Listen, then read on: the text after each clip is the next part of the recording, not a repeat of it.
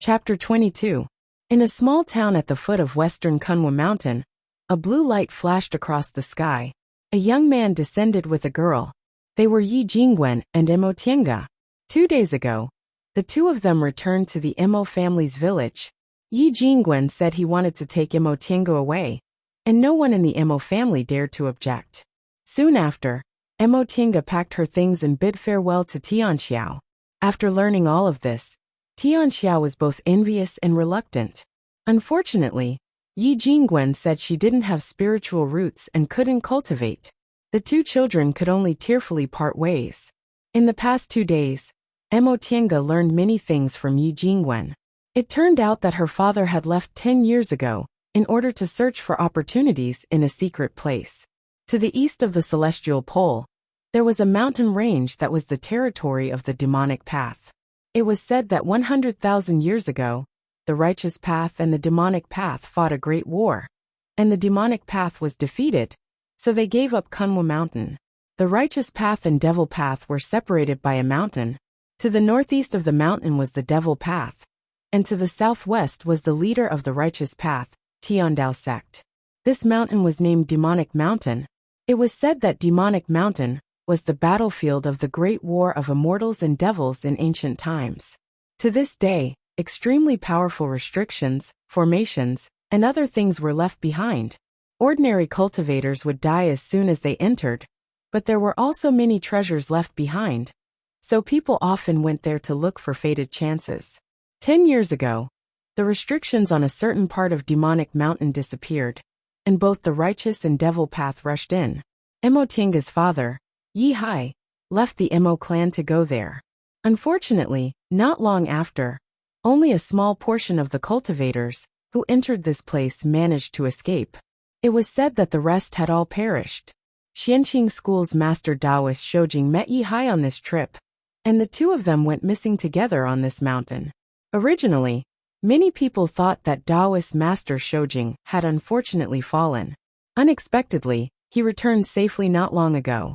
However, all the cultivators who went missing with him died. He also used a secret technique and almost lost all of his power to escape. As soon as he returned to Xianqing School, Master Taoist Shoujing lost a lot of his cultivation, so he had no choice but to immediately enter closed-door meditation. It was said that he owed Yi Hai a great favor for being able to escape this time, so he sent Yi Jingwen to make arrangements for his funeral. From Yi Jingwen, Imo Tienga learned that there was still a bloodline on her father's side. Yi clan was originally a cultivation clan from Mount Qingmeng in western Kunwu. However, their population was sparse, and in the end, only 2 brothers were left.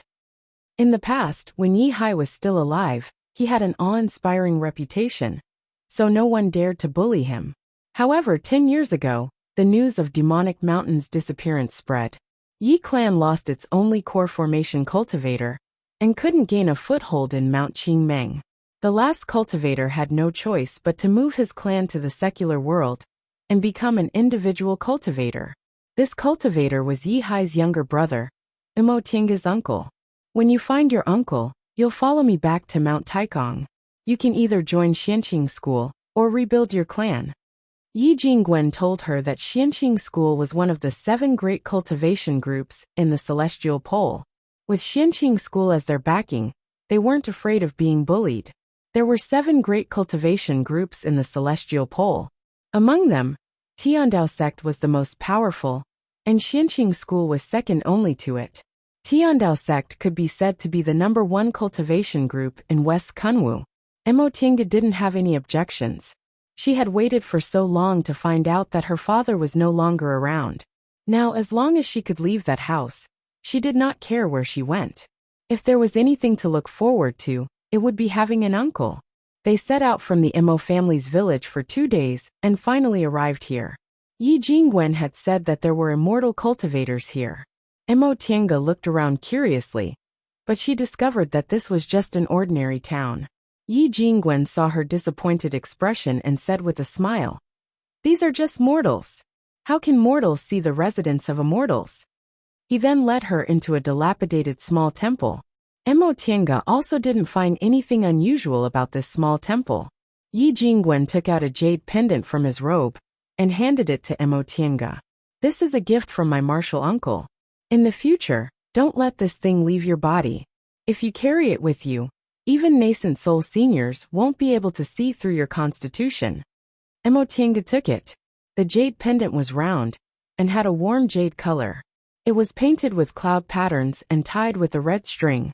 She turned it over and found a small qin character was carved in the middle of the other side. Yi Jingwen said, "My martial uncle's surname is Qin. People call him Qin Shoujing." He waved his hand, and the scene in front of them suddenly changed. The statue of a god that had fallen to the ground in the temple disappeared and was replaced by a street. Yi Jingwen pulled her hand. "Let's go." This looked like an ordinary street in a small town. It didn't look like a place where immortals lived at all. Yi Jingwen smiled when he heard what Emotienga said. The so-called immortals are just people who haven't become immortals yet. These markets in the secular world are places where individual cultivators gather. Generally, they don't have any powerful forces, so of course they don't have any style to speak of. As soon as the two of them entered the market, they attracted people's attention. It was because of Yi Jingwen's momentum and the clothes he was wearing. A foundation building expert wearing Xianqing School's Taoist robe was really enviable. Along the way, Emotienga found that this place was different from the secular world. For example, the people who set up stalls on the streets would sell all sorts of strange things. Some people would only hang out a sign saying what they were selling. There were also people who would lead birds and beasts that had never been seen in the secular world. However, there weren't many of them. Yi Jingwen led her through the streets and alleys without looking sideways until they finally entered a shop. This shop was huge. She didn't know what they were selling. She only saw a tall counter but nothing else. As soon as she entered the shop, Emotienga saw that the shop assistant who guarded the counter was wearing clothes similar to Yi Jingwen's. He also wore a blue robe and a white coat, but his clothes weren't as exquisite as Yi Jingwen's. Emotienga could also sense that his cultivation level wasn't much higher than hers. As soon as they came in, the counter assistant took a careful look at them and came out to salute Yi Jingwen, calling him martial uncle. Yi Jingwen nodded and asked, "Where's the shopkeeper?" This shop assistant was obviously also a disciple of Xianqing School. He hurriedly invited them in and said, "Martial Uncle Chun is upstairs. Martial Uncle, this way please." When they went upstairs, Emotienga saw that the second floor was the same as the first floor. It was full of counters, but there were many chairs on the side, which seemed to be a place to receive guests. The shop assistant led them to a corner, where an old man in his 50s or 60s stood. He respectfully reported, "Martial Uncle Chun, a martial uncle from our school has arrived." The old man seemed to be dozing off. When he opened his eyes and saw Yi Jingwen, he became spirited and ordered the shop assistant, "Go and serve tea." "Yes," the shop assistant answered and retreated. Seeing that Yi Jingwen was wearing their school's high-level disciple uniform and was so young, the old man didn't dare to neglect him. He stood up, cupped his hands and said, "Junior martial brother, I'm the shopkeeper here. My surname is Chun, and my name is Yoli. May I ask which master Taoist you belong to and why did you come here?" Yi Jingwen returned the greeting and said, "I'm Yi Jingwen of Clear Spring Peak. I came here on Martial Uncle Shoujing's order to inquire about a certain person." Oh, upon hearing the three words Clear Spring Peak, the old man didn't dare to neglect him even more. Clear Spring Peak was the cultivation place of Patriarch Jingha. This patriarch's temper had always been bad, and he was very protective. "Junior martial brother Yi, do you have an identity tablet?" Yi Jingwen nodded, then took out a palm-sized jade tablet from his robe and handed it over. After the old man verified that there was no mistake, he returned the identity tablet to Yi Jingwen and invited the two of them into a private room covered with restrictions. "Junior martial brother Yi, please speak." Yi Jingwen admired Chun Yuli's cautious manner, so his tone became a lot more amiable. "Senior martial brother Chun, the person we're looking for is an individual cultivator named Yi Jiang. His cultivation level is in the foundation building realm, and he's quite old. His appearance should be around 50 years old. Reportedly, someone saw him passing through this place."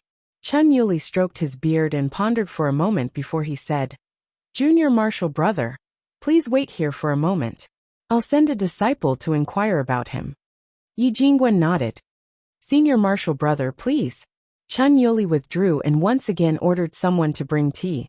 Mo Tiange was very surprised to see that this tea actually contained spiritual aura. Yi Jingwen said to her, This is just a tea plant cultivated in a place with spiritual aura. It's not a rare species. Oh, Mo Tiange said, then asked, Big Brother Yi, is this a shop run by your school? Yi Jingwen answered, Yes. We have shops in every market square. If disciples outside need help, they can look for the shopkeeper. Oh, the two of them waited for a while before Chun Yuli came in. Chapter 23. Chun Yuli came in and said to Yi Jingwen, Junior Marshal Brother Yi, is the person you mentioned a cultivator from Mount Qingming's Yi family? Yi Jingwen nodded. Yes. Senior Marshal Brother Chen, have you heard about him? Chun Yuli smiled. Yes, he bought something from our shop not long ago. Oh, Yi Jingwen was pleasantly surprised. When did that happen? Where did he go? Chun Yuli said, About a month ago, he came to our shop with a friend. From their conversation, one of them was a cultivator from Mount Qingming's Yi family, and the other was also from a cultivation family. His surname was Liu. They seemed to be close friends, and the cultivator surnamed Liu came to see Yi Jiang off. As for where he went after that, we don't know. Yi Jingwen thought for a moment, and understood what happened. When Marshal Uncle Shoujing asked his disciples to gather information, he learned that Yi Hai went missing on Demonic Mountain. A few years later, other cultivation families from Mount Qingming came to bully them and wanted to drive them out of Mount Qingming's spirit veins. The only cultivator left in the Yi clan was Yi Hai's younger brother, Yi Jiang. This Yi Jiang was not as talented as Yi Hai, and could only barely cultivate to the foundation-building realm. How could a foundation-building cultivator fight against those clans that had core formation cultivators? Yi Jiang had no choice but to send all the mortals in his family to the secular world, separating them from the cultivation world, and letting them enjoy glory and wealth in the secular world, while he himself became an individual cultivator. He was already old, so he no longer thought about advancing, and only traveled around. The last time he was seen was near Mount Qingming. Chun Yuli saw him thinking, so he suggested another idea. Junior Marshal Brother Yi, they're very familiar with each other. As far as I know, there's also a cultivation family surnamed Liu in Mount Qingming. That cultivator surnamed Liu might be from that family. How about you go to the Liu family and ask? Yi Jingwen didn't have any other way, so he thought this idea was feasible. He said, Thank you for your advice, Senior Marshal Brother Chen. May I ask where the Liu family is? What does that cultivator surnamed Liu look like? What's his cultivation level like? Chun Yuli stroked his beard. The Liu family is located on the west side of Mount Qingming. Junior Marshal Brother, if you see a mountain shaped like a palm, that cultivator surnamed Liu will be there. According to the disciple who received him, that cultivator surnamed Liu is also in the foundation-building realm like Yi Jiang. They look about the same age, and it seems he also doesn't have long to live. Yi Jingwen nodded and stood up. Thank you, Senior Brother Chen. I'll leave now. Goodbye. I wouldn't dare. Chun Yuli shook his head repeatedly. Since we're from the same sect, this is what I should do. Junior brother, have a safe journey. Yi Jingwen cupped his hands to bid farewell. He then led Mo Tiange out of the market square, got on his flying sword, and continued on their journey. Big Brother Yi, are we going to Mount Qingming? Yeah, go find someone to ask about your uncle. You'll be able to find him soon. Mo Tiange hesitated for a moment before she raised her head and asked, Big Brother Yi, why must my uncle leave Mount Qingming? Is it because he can't beat others? Before answering, Yi Jingwen hesitated for a moment, but in the end, he told the truth. You should know that the cultivation world is a world where strength is respected. Spirit veins, cultivation techniques, and natural treasures are all obtained by those who are capable. The spirit vein of Mount Qingming is quite good, so it was divided among the cultivation clans. If you don't have the corresponding ability, you won't be able to enjoy this benefit. Just like Li Yushan, she muttered to herself. Because he's stronger than me, I can only listen to him. If I'm stronger than him, I can make him listen to me, or even kill him. Yi Jingwen didn't answer for a long time. He remembered when he entered the school when he was a child. Because he didn't have a backer, he was always bullied by high-level disciples.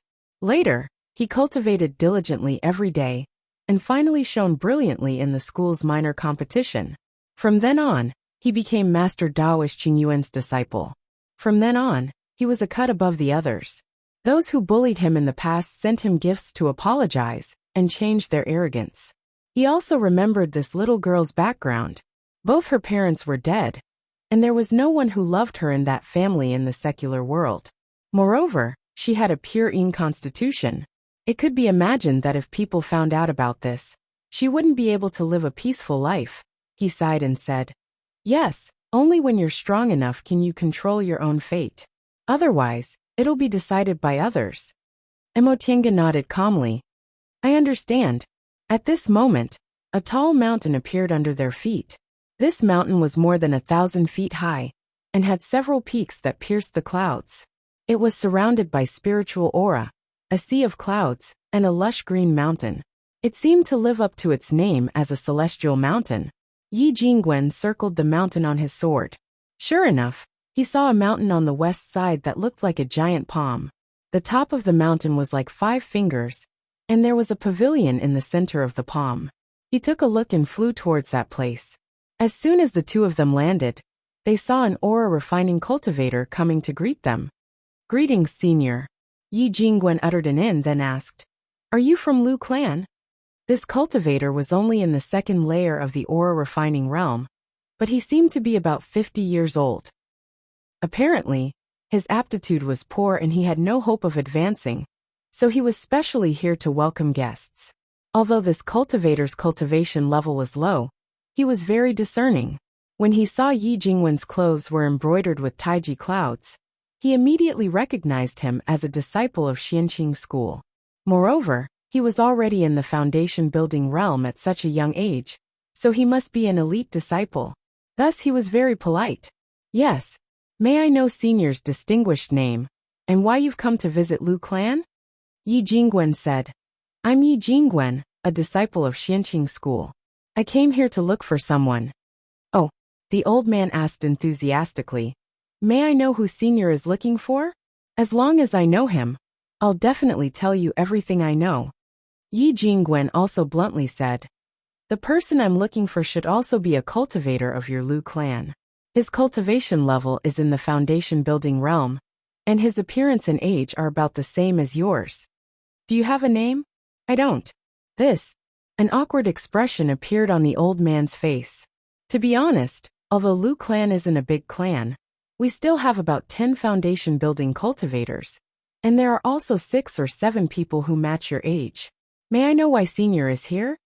He didn't have a name, so he obviously wasn't an acquaintance. Moreover, he only had an approximate age. The old man looked at Yi Jingwen with a bit of vigilance. He was obviously worried that Yi Jingwen had come to seek revenge.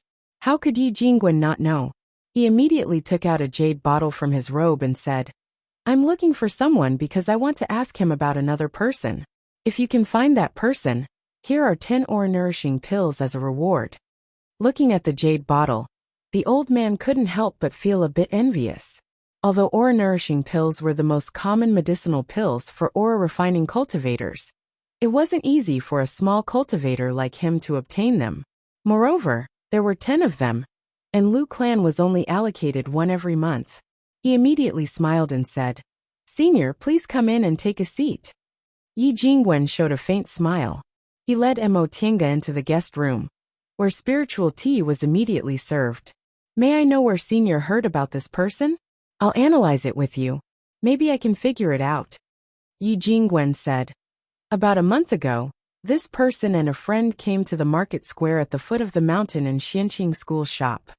"Oh," the old man thought for a while then said, "Apart from the foundation building seniors of my Lu clan, who are cultivating in closed-door meditation, and not at home, I think I know who they are." Upon seeing his gaze, Yi Jingwen threw the jade bottle in his hand. That being the case, I'll have to trouble you to introduce me. The old man was overjoyed when he caught the bottle and said, Senior, please wait here for a moment. I'll be back soon. Chapter 24. Before long, the old man led a horse-faced, long-bearded man into the room. Out of curiosity, Emotienga looked up and saw that the man was in his 50s. His aura was as strong as Yi Jingwen's. He was a foundation-building cultivator. As soon as the man came in, Yi Jingwen stood up and Emotienga also got down from her chair.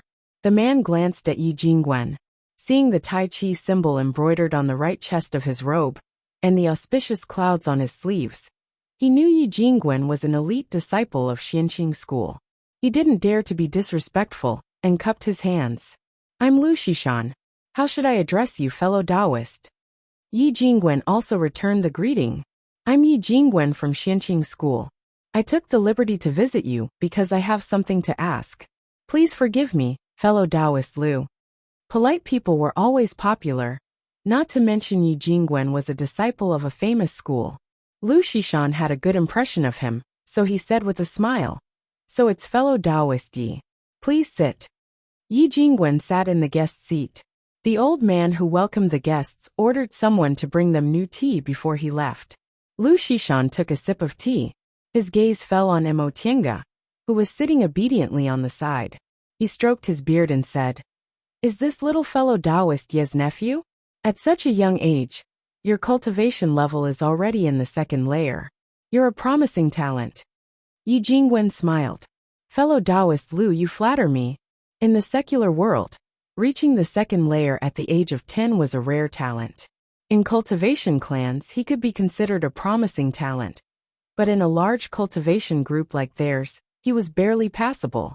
There were many high-level cultivators in their cultivation group.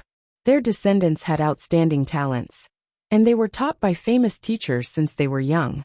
They didn't lack medicinal pills, so it wouldn't be difficult for them to reach the third or fourth layer at this age. If they worked hard, it wouldn't be difficult for them to reach the fifth or sixth layer. This kind of disciple usually reached the foundation-building realm at the age of 30. For example, Lu Xishan, who was talented and very hardworking, reached the foundation-building realm at the age of 24. Martial uncle Shoujing was even earlier, reaching the foundation-building realm at the age of 20. However, the earliest foundation-building cultivator in Xianqing School wasn't martial uncle Shoujing, but martial uncle Lingxi of Sweet Dew Peak, who succeeded at the age of 17. Lu Xishan wasn't envious. Although their cultivation clan couldn't compare to a sect, it wasn't to the extent of being so narrow-minded. He was just praising them on the surface. Fellow Taoist Lu, after drinking his tea, Yi Jingwen went straight to the point. I took the liberty of coming here to inquire about a fellow Taoist.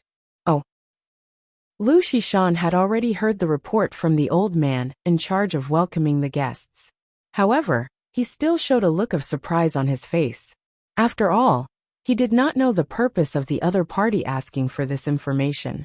A month ago, did fellow Taoist Lu come to Xianqing School's shop at the foot of the mountain with a fellow foundation-building cultivator? Lu Xishan nodded. Yes, is fellow Taoist Yi looking for that friend of mine? Exactly. Yi Jingwen said. Fellow Taoist Lu, is that friend of yours called Yi Jiang?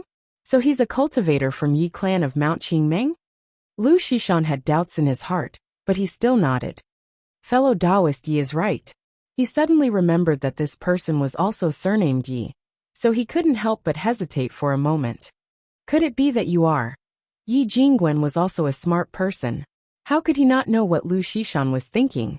He immediately said, I've never met this fellow Taoist Yi Jiang, but my martial uncle and fellow Taoist Yi Jiang's elder brother are close friends. Lu Xishan was relieved to hear that. Although he was Yi Jiang's good friend, Yi clan being forced to leave Mount Qingmeng was the joint effort of many cultivation clans in Mount Qingmeng, including their Lu clan. However, this kind of matter was decided by the core formation cultivators above them, so it was not his turn to speak, so his friendship with Yi Jiang was still there. If an old friend of Yi clan came looking for them, he would still be a bit worried. After all, Xianqing School was the #1 cultivation group in West Kunwu, Cultivation clans like theirs couldn't afford to offend it. I see. Back then, Senior Yi Hai was indeed a heaven-gifted genius. Yi clan managed to survive for 200 years because of this cultivator. If it weren't for that, the latter part of his words was really inappropriate to say in front of outsiders, so he changed the subject. Fellow Taoist Yi, may I know who your martial uncle is? What advice do you have for me? Yi Jingwen smiled and said, the martial uncle I'm talking about is Master Taoist Shoujing. I don't dare to give advice, but martial uncle was entrusted by an old friend to settle down the descendants of Yi clan. Master Taoist Shoujing? Lu Xishan was shocked. Even Emo Tiange could see the solemn expression on his face. She was puzzled. What happened to Master Taoist Shoujing? How could she know that Master Taoist Shoujing could be said to be very famous in West Kunwu? Lu Xishan was already more than 200 years old. He was someone from the same generation as her father, Yi Hai. However, Yi Hai had already advanced into the core formation realm when he was more than 100 years old, so he wasn't inferior to the elite disciples of big cultivation groups. On the other hand, their peers in Mount Qingmeng had always been stuck in the foundation building realm and hadn't had any fated chances to advance. However, compared to Master Taoist Shoujing, they were nothing. Master Taoist Shoujing was the descendant of a nascent soul cultivator in Xianqing School. He was brought to Mount Taikong when he was a child. He built his foundation at the age of 20 and formed his gold core at the age of 78. Reportedly, this Master Taoist Shoujing wasn't a genius with single or mutated spiritual roots. He only had double spiritual roots.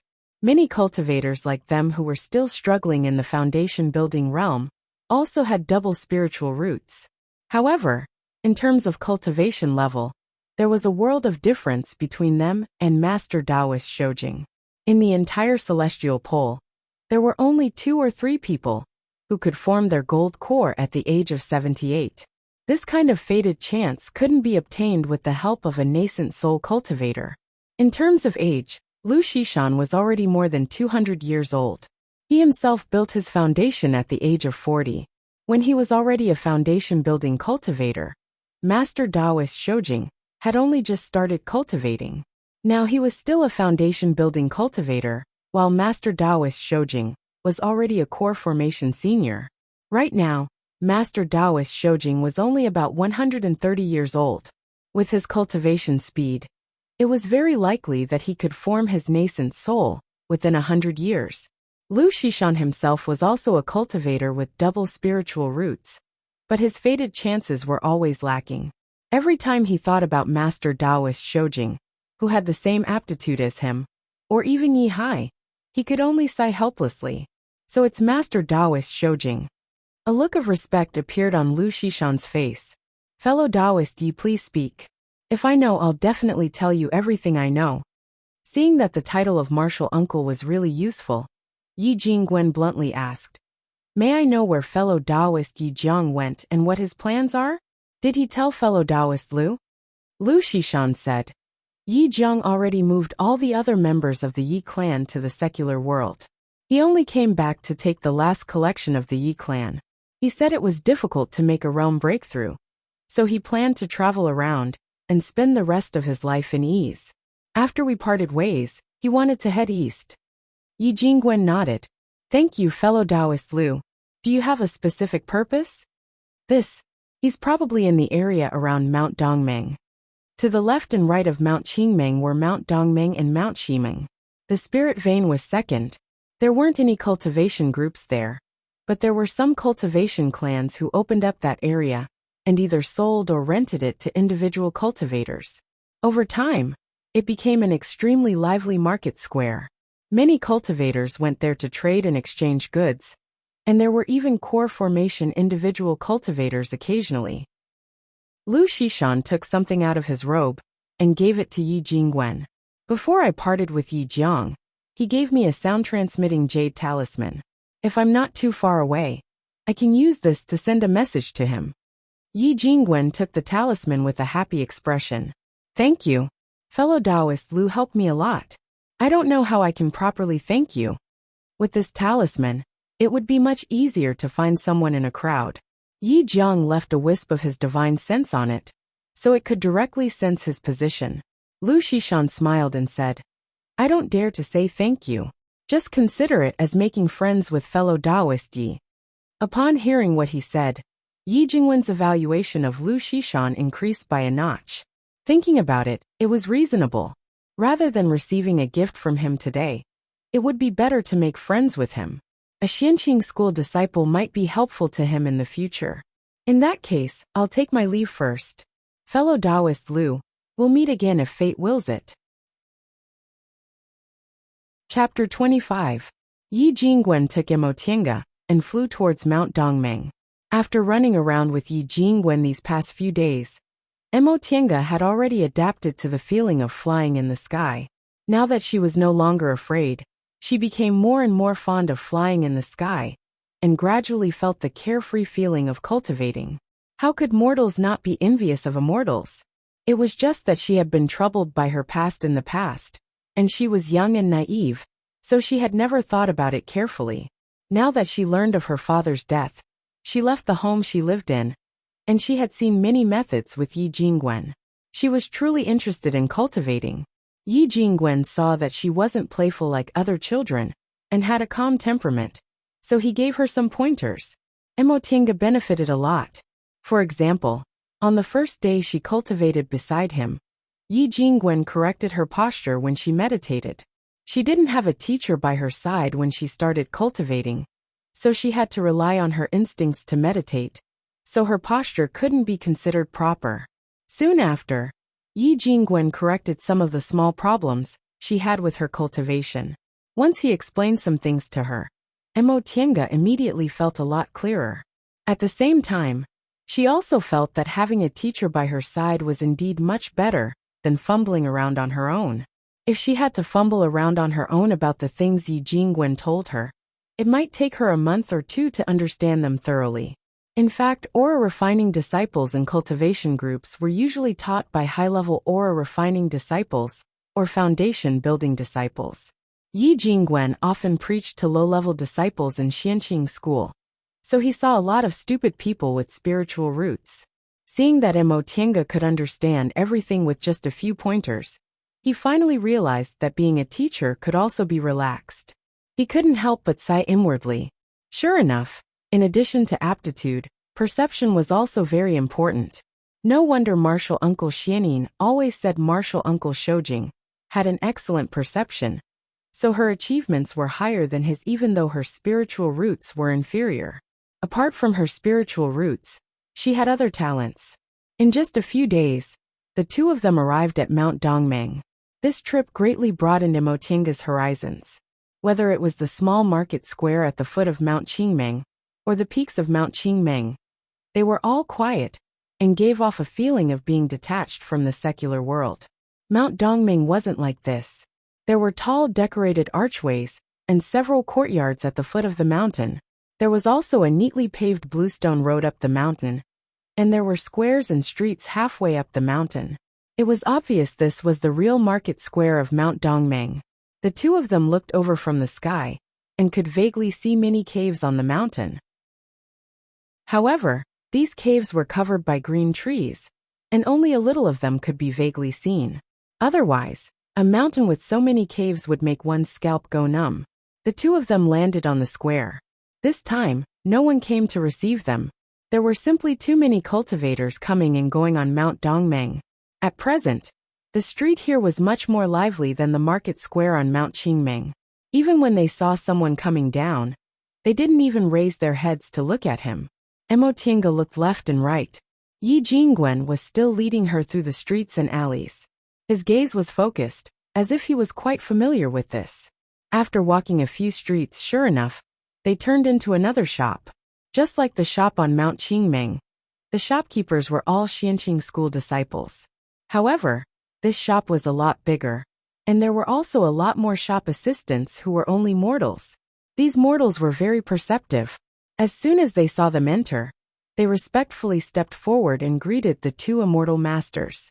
Emotianga was only a child following them, but she didn't fall behind. This obviously showed that this shop assistant was very good at talking. Before Yi Jingwen could say anything, A cultivator wearing Xianqing school disciple uniform came over and respectfully saluted them. He said, "Martial Uncle Yi, why are you here?" Unexpectedly, they knew each other. Seeing a cultivator coming to receive them, the mortal shop assistant retreated. Yi Jingwen answered, "I'm here on Martial Uncle Shoujing's order. Where's Senior Martial Brother Zheng?" The disciple answered, "There's a business today. Martial Uncle Zheng personally went to discuss it." "Oh." Yi Jingwen frowned slightly and muttered, "What business needs Senior Martial Brother Zheng to personally go?" He didn't have to answer. After all, he wasn't a disciple sent here, so he couldn't manage their business. However, thinking that this business wasn't important, the disciple answered, "Martial Uncle doesn't know. It's a cultivation clan that's on the verge of extinction." Martial Uncle Zheng heard that many core formation cultivators came from that clan's ancestors, so they must have good things. So he personally went to discuss it. "Oh, I see." Yi Jingwen wasn't interested in this and asked directly, "Then have you ever seen a person who looks like he's about 50 years old, has a foundation building cultivation level, and his surname is Yi?"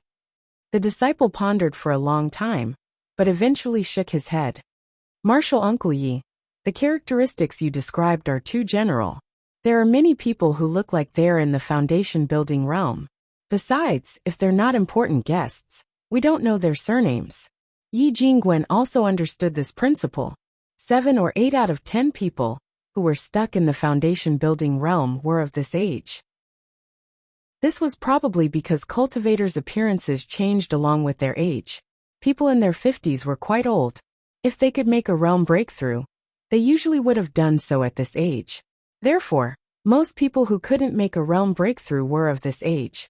Yi Jingwen didn't make things difficult for him. He nodded and said, "Then you can go. I'm just asking around. You don't have to entertain me." The disciple saluted him, but before he left, he stopped and said, "Martial Uncle Yi, if you're looking for someone, it'd be better to go to the steward's office at the foot of the mountain. If individual cultivators come here and want to stay for several days or rent an immortal's cave, they'll have to deal with them." This was a good idea. Yi Jingwen thanked the disciple, then took Emotienga out again. Once they were outside, Emotienga asked, "Big Brother Yi, is this also a shop of your Xianqing school?" Yi Jingwen nodded. "Yes. Xianqing school has shops in market squares of medium size and above. Most of the market squares in Western Kunwa have shops. Disciples who are away from home can go to these shops to ask for help." "Oh," Emotienga asked again, "so Xianqing school is really big?" Yi Jingwen smiled and said, "Among the 7 great cultivation groups in the Celestial Pole, Tiandao sect is the biggest cultivation group, but Xianqing school isn't bad either. Tiandao sect has 7,000 to 8,000 disciples, and Xianqing school also has 6,000 disciples. They have 7 nascent soul grandmasters, while we have 5. Among the other great cultivation groups, only Gujian sect is comparable to us. However, it's harder for sword cultivators to make realm breakthroughs. In terms of nascent soul grandmasters, they're inferior to us." Emotienga was puzzled. Why is it harder for sword cultivators to make realm breakthroughs? Yi Jingwen said, "Sword cultivators specialize in sword cultivation all their lives, and they spend their whole lives studying sword techniques and killing techniques. Therefore, their fighting power is slightly stronger than cultivators, like us who mainly cultivate Dao laws. However, it's also because of this that they don't have time to practice cultivation techniques that focus on temperament. Most of their primordial spirits are weaker than ours, so realm breakthroughs are slower. Gujian sect doesn't have fewer disciples than us, but they have 1/5 fewer core formation and nascent soul cultivators than us."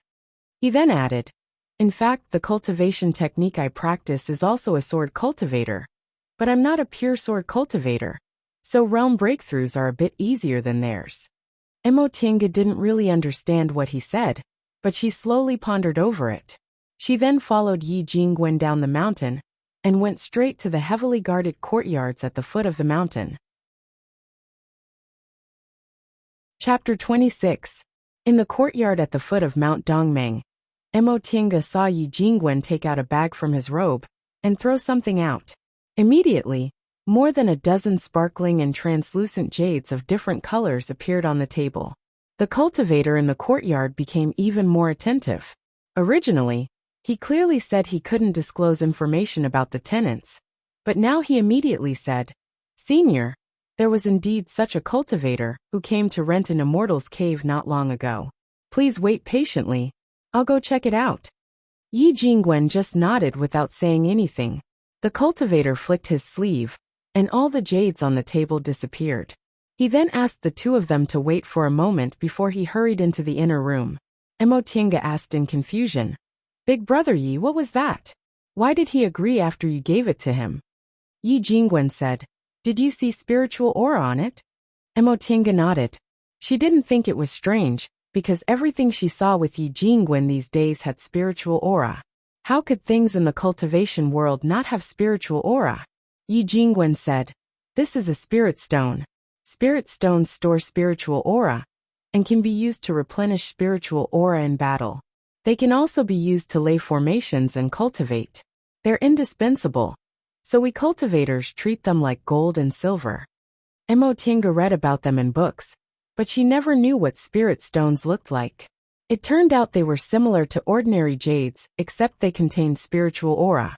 Before long, the cultivator came out of the inner room and said very politely to Yi Jingwen, "Senior, an individual cultivator named Yi Jiang did come here a month ago and rented an immortal's cave for 3 months. "Oh, where?" The cultivator said, "Senior, go to the square halfway up the mountain and take the path on the left. That immortal's cave is numbered 189. You can just look for it according to the number plate." Yi Jingwen nodded and said, "Thank you." Then he took Mo Tiange out of the door. People who rented immortals' caves like them had a queue number like inns, so it was easy to leave with a number. Following the cultivator's directions, the two of them found the immortal's cave after searching for a while. This immortal's cave was a bit far from the square, and the spiritual aura was also quite ordinary. Obviously, Yi Jiang didn't plan to live here for a long time, or he didn't have anything valuable on him. "Is anyone here?" Yi Jingwen shouted, but there was no reply for a long time. He pondered for a moment before he took out the summoning talisman Lu Shishan had given him from his bosom. He poured some spiritual energy into it, but he discovered that the jade talisman was still dim and without any light. Yi Jingwen knew that Yi Jiang wasn't here. Mo Tiange asked, "Big brother Yi, what happened?" Yi Jingwen said, "Your uncle isn't here. He's probably quite a distance away from here. That's why the messaging jade talisman can't sense him and can't be sent out." Oh, Mo Tiange couldn't say she was disappointed. In fact, she was a bit nervous. She had never met her father, and her mother had passed away when she was 7 years old. None of her other relatives loved her.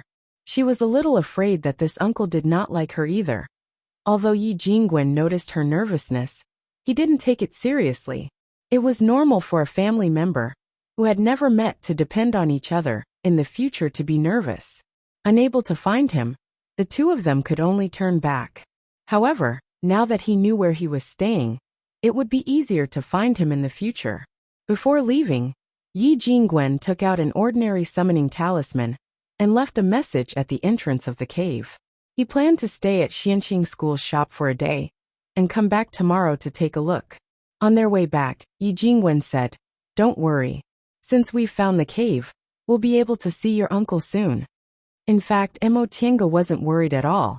She still hadn't figured out how to face her new and future-only elder.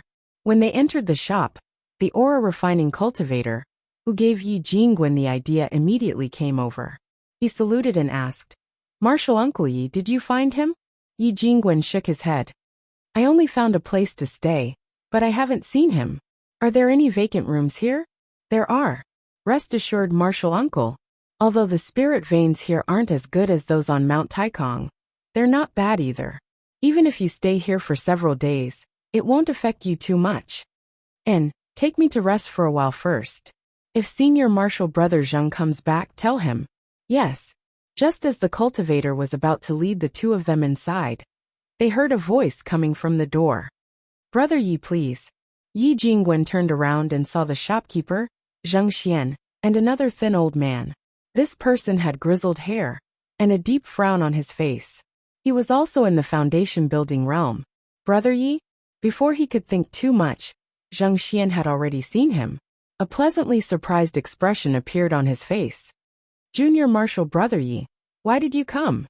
Zhang Xian happened to be a disciple of Clear Spring Peak and was acquainted with Yi Jingwen. Yi Jingwen also smiled. Senior Martial Brother Zhang, you're finally back. Seeing that this little junior martial brother of his had something to say, Zhang Xian turned around and smiled at the old man. He cupped his hands and said, Brother Yi, please go upstairs and sit for a while. I'll be right there. The old man didn't have a smile on his face. He just nodded and followed the other aura-refining disciple upstairs. Yi Jingwen took another look at him. Zhang Xian looked at him with a smile, then looked at Mo Tiange, who was holding his hand. He asked, Junior Martial Brother Yi, did you go down the mountain to accept a disciple? Yi Jingwen smiled bitterly. Senior Martial Brother Zhang, you must be joking. Not to mention that we foundation building disciples don't have the qualifications to accept disciples. I already have a headache dealing with that group of kids in Clear Spring Peak. Why would I want to accept disciples? I came under Martial Uncle Shoujing's order to find someone. I wonder if Senior Martial Brother has heard of this person? Oh, Zhang Xian was also a disciple of Clear Spring Peak, so he was more concerned about his martial uncle's matters. He immediately asked, who is it? It's an individual cultivator in the foundation building realm. He's about the same age as Senior Martial Brother. His name is Yi Jiang. Right after he finished speaking, Zhang Xian's expression became extremely surprised. Yi Jingwen frowned. Senior Martial Brother Zhang, what's wrong? A smile appeared on Zhang Xian's face. The guest I brought back is indeed called Yi Jiang, but I don't know if he's the one you're looking for. Yi Jingwen was pleasantly surprised. This was really a case of wearing out iron shoes and fruitless searching, only to find the person by chance. He promptly asked, is he from Yi clan of Mount Qingmeng? Correct, but the last core formation cultivator of Yi clan has fallen, so they no longer exist. After obtaining this answer, Yi Jingwen became even more certain that this was the person he was looking for. He immediately said, Senior Martial Brother, please introduce me to him. Zhang Xian smiled and nodded. Come with me. In the guest room upstairs, the old man stood up when he saw them coming in. Zhang Xian said, Brother Yi, this is my junior martial brother from the same sect. His surname is also Yi, and his name is Jingwen. Junior Martial Brother, this is Brother Yi Jiang. After the two of them greeted each other, Yi Jingwen went straight to the point. Fellow Taoist, may I ask if your surname is Yi, and your name is Jiang? Are you a cultivator from Yi clan of Mount Qingmeng? Yi Jiang didn't understand what was going on, but since Zhang Xian was being so cautious, he answered seriously. Yes, but Yi clan of Mount Qingmeng no longer exists. His expression was dejected. Obviously, he was depressed that Yi clan's inheritance had ended in his hands. Yi Jingwen asked again, then fellow Taoist Yi, are you Senior Yi Hai's younger brother? A surprised look appeared on Yi Jiang's face. If someone asked him this question in the past, he wouldn't have been surprised because his elder brother was very famous. Many people in Western Kunwa knew about Yi Hai of Mount Qingmeng. But things were different now. His elder brother went missing on Demonic Mountain 10 years ago, and news of his death was confirmed several days ago. Even Yi clan had disappeared, so how could someone still ask about him? Even so, he still answered with a calm expression, yes. Upon hearing his affirmation, Yi Jingwen heaved a sigh of relief. He pushed Mo Tiange forward and said, Brother Yi, I was ordered by Martial Uncle Shoujing to descend the mountain to look for Senior Yi Hai's descendant and hand him over to you. Chapter 27. Yi Jiang stared at the child in front of him in disbelief. Just now, Yi Jingwen said to him, This is Senior Yi Hai's daughter in the secular world. I was ordered by Martial Uncle to pick her up and give her to you. Daughter? He knew his elder brother wandered in the secular world, and later went to Demonic Mountain. He didn't have time to explain anything before he died, but he didn't expect his elder brother to leave behind a daughter. Yi Jingwen said, Senior Yi left his last words. I'll give them to Brother Yi now. Yi Jiang hastily took the jade slip and inserted his divine sense into it. Green smoke rose in front of him and turned into a middle-aged scholar. He looked at him and said, "Second brother, it seems Big Brother can't escape this disaster, so I have to tell you some things. On this trip to Demonic Mountain, Master Taoist Shojing of Xianqing School and I became companions. After I'm done, I'll use my remaining power to help him escape and bring these words to you. To make a long story short, first, after I die, Yi clan probably won't be able to stand on Mount Qingmeng. Move out of Mount Qingmeng and focus on preserving your bloodline. When a core formation cultivator appears in the clan, you can take back the spirit vein. Second, use the clan's books and records as much as you can. If you don't have a successor when you die, leave the cultivation technique books and records in the clan. Third, a few years before I went to Demonic Mountain, I actually married a wife and gave birth to a daughter in the secular world. Although that woman was immortal, she had a purine body. After thinking for a long time, I decided to have children with her. If my daughter happens to inherit her purine body and spiritual roots, she'll be the hope of Yi clan. Unfortunately, before I left, my daughter wasn't born yet, so I don't know if my wish was fulfilled. Fourth, I'll entrust my funeral affairs to Master Taoist Shojing. He'll deliver my belongings to you. I also asked him to find my wife and daughter. If my wife is still alive, I hope you can treat them well. Fifth, Master Taoist Shojing made a heart demon oath to me. You can trust him. Mo Tinga timidly looked at the old man in front of her. This man looked like he was in his 50s. His hair was white, and he looked like her grandfather. How could he be her uncle? Yi Jiang showed a sorrowful expression. When he finally opened his eyes, he saw Mo Tinga in front of him. This child looked very similar to his eldest brother. He would believe her if she said she was his eldest brother's flesh and blood. With this thought in mind, he stretched out his left palm and pointed with his right hand, forcing a drop of blood from the tip of his finger. With another slash, that drop of blood flew towards Mo Tinga. Mo Tinga was startled. That drop of blood rushed towards her very quickly and eventually disappeared between her eyebrows. She felt her head heating up and was confused for a moment, but she immediately sobered up. She saw this uncle who looked like a grandfather walking towards her. He lowered his head and stroked the spirit-gathering beads on her wrist. He said repeatedly, "Yes, this was given to me by the previous generation's core formation ancestor, when Big Brother cultivated to the third layer of the aura refining realm." As he spoke, he took a step forward and hugged her tightly, repeatedly saying, "Child, poor child, it's really been hard on you. Don't worry, in the future, with second uncle here, you won't be helpless anymore." "Yi Jiang of Eov," he said, and held her and said, "Ai, child, what's your name?" Although she was unfamiliar with him and wasn't used to relying on a stranger, Mo Tinga didn't push him away. After a long time, Yi Jiang let her go, wiped the tears from his eyes, and asked softly, "Child, what's your name?" I'm Mo Tinga." "Mo?" Yi Jingwen answered. "Brother Yi, you don't know. Senior Yi Hai married into the family in the secular world, so this child took her mother's surname." "Oh, I see." Yi Jiang didn't care. "We cultivators don't care about these customs. No matter what her surname is, she's our child." "That's right." Yi Jingwen hesitated for a moment and said, "Brother Yi, you must know the ins and outs. I'm really sorry that this child's mother didn't survive." Yi Jiang shook his head and smiled at him. "My elder brother has already explained everything clearly in this jade slip. I still have to thank fellow Taoist Yi for finding my niece." Yi Jiang, thank you," Yi Jingwen hurriedly said with a smile. "Brother Yi, it's such a coincidence that we both have the surname Yi, and we have such a fated encounter.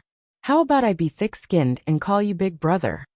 How could Yi Jiang not see that Yi Jingwen was an elite disciple of Xianqing School? He reached the foundation building realm at a young age, so his position in the school must be higher than Zheng Xian, the shopkeeper of Mount Dongmeng. It was also very likely that he would form his gold core in the future. At his age, his chances of forming his gold core were already slim. Yi Jingwen's intention to befriend him must be because of Master Taoist Shojing. However, this was beneficial to him and his nephew, so he didn't refuse. Brother, since you think so highly of me, I'll accept this big brother. Yi Jingwen nodded with a smile. Zheng Xian, who was at the side, laughed and said, Brother Yi, we're really a family now. Since you're friends with Martial Uncle Shou Jing, and you're brothers with my junior brother Yi, there's no need for us to stand on ceremony. Yi Jiang also smiled and nodded while stroking his beard. Then, with an apologetic expression, he said, However, there is one thing that I must ask for Brother Zheng's forgiveness for. Elder brother has given an order, and I have just found this niece. Can you allow me to choose a few items from the auction? Of course, of course.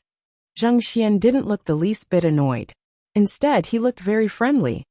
Brother Yi, you don't have to be so polite. From now on, we'll treat each other as one of our own.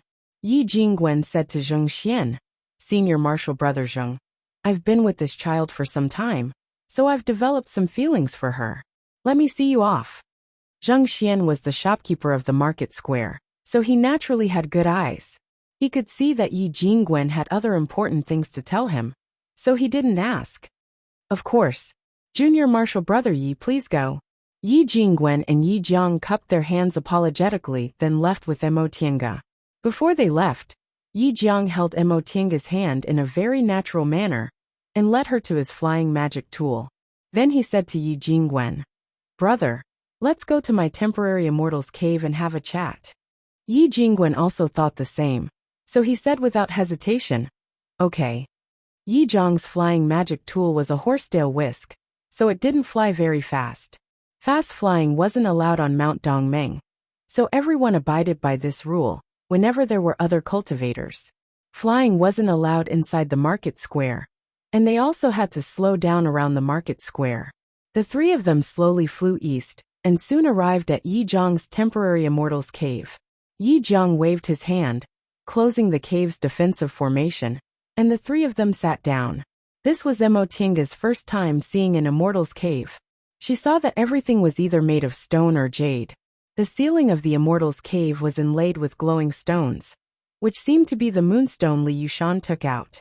Yi Jiang asked her a few more questions.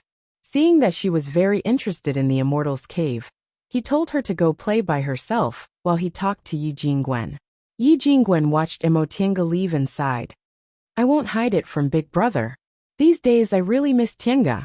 This child has suffered a lot, so her temperament is much stronger than ordinary children. Upon hearing him praising Mo Tiange, Yi Jiang stroked his beard and said with a smile, I hope this child is a promising talent. By the way, how are her spiritual roots? Upon hearing this question, Yi Jingwen was a bit hesitant. I've already tested her. She has 5 spiritual roots and a pure Yin constitution. I don't know if she's lucky or unlucky. Being able to inherit both spiritual roots and a pure Yin constitution was naturally lucky. However, a pure Yin constitution had 5 spiritual roots. If her spiritual roots were slightly better, she would certainly have extraordinary achievements in the future. What? Yi Jiang was shocked. Did this child really inherit a pure Yin constitution? Originally, he didn't have much hope. Now that he saw that this child was in the second layer of the aura refining realm, he only felt lucky that she had spiritual roots. As for a pure Yin constitution, he didn't have much hope. After all, the probability of that happening wasn't high. Yi Jingwen nodded. Correct. This child only has 5 spiritual roots. Although she was able to cultivate to the second layer of the aura refining realm in the secular world, thanks to the spirit gathering pearls, she definitely wouldn't have been able to cultivate to this level without a pure Yin constitution and a good cultivation technique. Upon hearing this, Yi Jiang's heart was filled with mixed feelings. He didn't know whether he should be happy or worried. A pure Yin constitution was a good constitution for cultivation. Unfortunately, this child also had 5 spiritual roots. If she couldn't cultivate, this constitution would cause her to get into trouble. If someone found out about it, Yi Jingwen observed Yi Jiang's expression. Seeing Yi Jiang's gloomy expression, he guessed what he was thinking. He immediately smiled and said, Big brother, rest assured. Martial Uncle Shoujing gave her a spirit-concealing pendant. As long as she doesn't leave her side, no one will find out. Oh, Yi Jiang was a bit surprised, but he soon felt relieved. This was what he was most worried about. Yi Jingwen took out a bag from his robe and handed it to Yi Jiang. He said, "Big brother, this is what your brother left behind. The cultivation technique inside is Yi Clan's secret codex. There are also medicinal pills, spirit stones, and so on. Presumably, the two of you won't be lacking for the time being." Yi Jiang took the bag and said with a grateful expression, "Thank you." When a cultivator passed away, their belongings would be divided among the living. Presumably, Master Taoist Shoujing owed them a huge favor, so he sent these things back. Otherwise, no one would say anything even if he took them away. In the end, Yi Jingwen said, "Big brother, Martial Uncle Shoujing asked me to ask you, are you willing to join Xianqing school?" This, Yi Jiang didn't expect Master Taoist Shoujing to say this. Normally, Master Taoist Shoujing should have already repaid his debt of gratitude by doing these things, but he actually invited them to join Xianqing school. This was really beyond Yi Jiang's expectations. Yi Jingwen smiled and stood up. "Big brother, think about it carefully. I won't disturb you two uncle and nephew's chat any longer. If you've made a decision, please come to the shop and let me know so I can go back and report." Yi Jiang hastily stood up to see them off.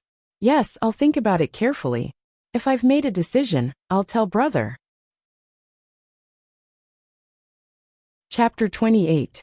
Mo Tiange was a bit afraid of this second uncle she'd never seen before.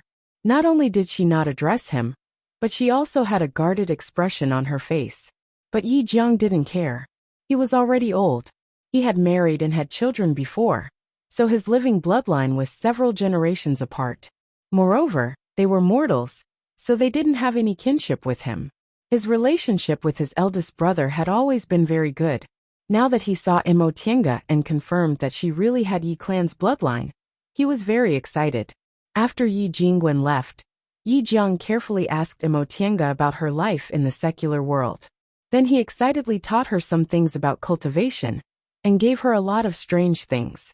During the few days she spent with Yi Jingwen, Mo Tiange always saw him taking out strange things from his robe.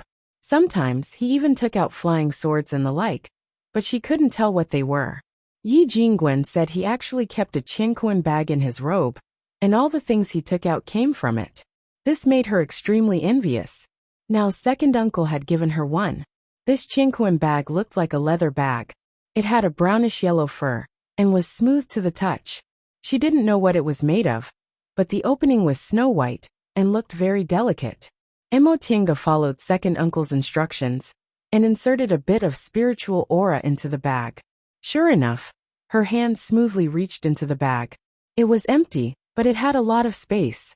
Yi Jiang looked at her with a smile on his face. There was also a bottle. When she pulled the cork off the bottle, rich spiritual aura immediately rushed out. She hastily put it back, then put several things into the Qinquan bag she just got. She raised her head and looked at Yi Jiang with a bit of embarrassment. She whispered, "Second uncle." Yi Jiang smiled and stroked her head. "You don't need to be so reserved. I'm your second uncle. It's true." Mo Tiange nodded, but she still felt a bit distant. Yi Jiang didn't force her. He gently asked, "Tiange, how did Yi Jingwen treat you on the way here?" Mo Tiange thought for a moment, then answered, "Big brother Yi is very good." "Oh, then do you want to go back to Xianqing school with him?" This. Mo Tiange was hesitant. Yi Jiang said, "I think you don't know, so I'll tell you in detail. If you join a large sect like Xianqing school, there will be many benefits. Not only will you get spirit stones and medicinal pills every month, but if you worship a good master, your cultivation will be greatly improved. Most importantly, with Xianqing school's name, you'll be able to enjoy the shade under a big tree." After a pause, he sighed. "Of course, there are also disadvantages.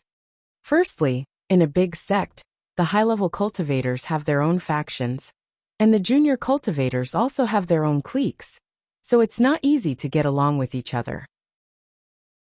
Secondly, the sect rules are very strict, and there's a lot less freedom compared to being a loose cultivator. Thirdly, you have a pure Yin constitution, and I'm worried that they already have a plan." Mo Tiange also understood that he'd planned this for a long time. just like the ancestor who passed her cultivation technique to her. When she was ignorant, her future was already decided by others. He then heard Yi Jiang say, "Although your father said in his last words that this Taoist master Shoujing made a heart's devil oath, this matter can't be considered as a violation of the oath. Besides, that Yi Jingwen was so enthusiastic, I have a feeling that this isn't the end." Mo Tinga hesitated for a long time before she finally said, "Second uncle, it's up to you. I have no objections." If it was between Yi Jingwen and second uncle, she would trust second uncle more. After all, this had nothing to do with Yi Jingwen. Yi Jiang muttered to himself for a long time before he came up with an idea. He said, "Tienga, wait here for a moment. Second uncle will be back soon." Yes, Mo Tienga couldn't wait to be alone. She was still unfamiliar with this second uncle of hers, so she still felt somewhat uncomfortable. Yi Jiang took out several jade slips from his bosom and said, "If you're bored, you can use these to pass the time. Second uncle has laid a formation in this cave. Be careful. If you accidentally enter the formation, don't move and wait for second uncle to return." "Got it." Mo Tienga took the jade slip. Yi Jiang got up and left the abode. Mo Tienga watched as his silhouette disappeared. She then looked down at the jade slip in her hand. Her divine sense was still very weak, so she could only put the jade slip on her forehead to see the contents inside. Some of these jade slips contained experiences, and some contained cultivation techniques. After Mo Tienga looked through them one by one, her attention was attracted by one of the jade slips. The title of this jade slip was very simple. There were only 4 words, the Tao of Formations. The opening said, "Heaven and Earth, Yin and Yang, the 5 elements in 8 trigrams. If you want to understand formations, you must first understand their meanings." Soon after, it explained the meanings of Yin and Yang, the 5 elements and 8 trigrams in detail. To understand formations, one must first be proficient in using Yin and Yang, the 5 elements and 8 trigrams. Mo Tienga was fascinated by it. Although Taoist cultivation techniques were mostly interlinked, and the art of Sunushi cultivated also had discussions about Yin and Yang, the 5 elements and 8 trigrams, it wasn't as deep as this one. Moreover, the several simple formations listed at the end made her sigh with amazement. After an unknown amount of time, the door of the cave suddenly opened. Yi Jiang walked in with a gloomy expression. Mo Tienga looked up, but before she could greet him, Yi Jiang had already pulled her up. "Tienga, let's go." "Huh." She was stunned. "Second uncle, what's wrong?" Yi Jiang sneered. "Fortunately, I was careful and secretly listened to what they were talking about. That Zheng Xian asked Yi Jingwen what was going on. Although Yi Jingwen didn't say it, he was sure it was Master Taoist Shoujing who wanted you to join Xianqing school. They obviously have a plot against you." Mo Tienga was speechless upon hearing what he said. "Yi Jingwen has been taking good care of me all this time. Could it be that he also harbors evil intentions?" Yi Jiang said, "Tienga, quickly pack your things. We'll leave immediately." She originally didn't have anything to pack, so she just asked, "Second uncle, where are we going?" Yi Jiang paused for a moment then sighed. "Kunwu is so big. We'll just go to the east. I don't think they'll be able to find us in a short time. But it's hard on you. You're still so young, yet you have to follow second uncle to wander around." Mo Tienga shook her head. She naturally knew that if it wasn't for her, second uncle wouldn't have anything to plot against. It was only because of her that he was forced to leave. Thinking up to this point, she felt closer to this second uncle of hers. In the end, he was her relative. Others didn't take her seriously, but second uncle was still considerate of her. The uncle and nephew duo quickly packed their things. Yi Jiang also removed the formation he laid at the entrance of the cave. He didn't even refund the extra rent. The 2 of them quietly left Mount Dongmeng. Mo Tienga watched the cultivators coming and going on Mount Dongmeng under her feet. She clenched her fists then left with second uncle. Perhaps it was because of their innate bloodline connection, but she was more willing to believe in second uncle. She had never hated herself as much as she did now. If it wasn't because of this physique, they wouldn't have had to flee in such a hurry. Second uncle could have joined Xianqing school and cultivated diligently. Perhaps he would have even had a chance of forming his gold core. But now, second uncle had become an individual cultivator and had to take her away from West Kunwu.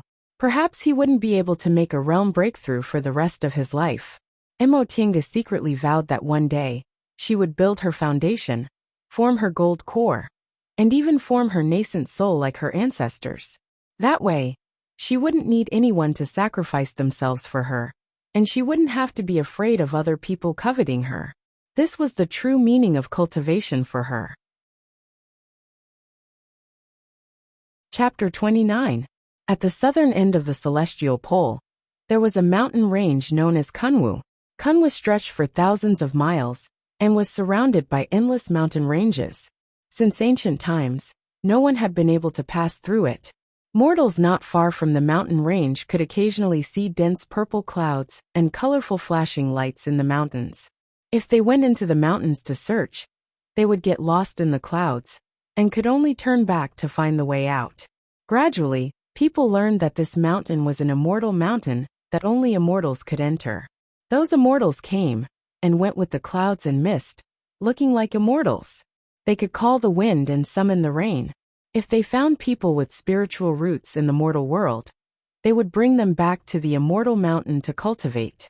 People in the mortal world all hoped to enter the immortal mountain and refine their immortal bones. Unfortunately, spiritual roots were hard to find. Most people had only heard about immortals in legends. Squatting at a roadside stall in the market, a young boy with a childish face was holding a secular book and reading it with great interest. Sometimes he smiled, sometimes he frowned, and when he saw something interesting, he would laugh out loud, not caring about the looks of others. Fortunately, this was the Immortal Cultivation Market Square, under the jurisdiction of Mount Yunwu, a cultivation sect. People coming and going were either cultivators or mortals who were used to such things. If this was in the secular world, this kind of behavior would have already attracted the attention of many people. Xiaotian, what book are you reading? Are mortal books this interesting? A middle-aged Taoist at the stall next to him looked at him with a smile and asked while stroking his beard.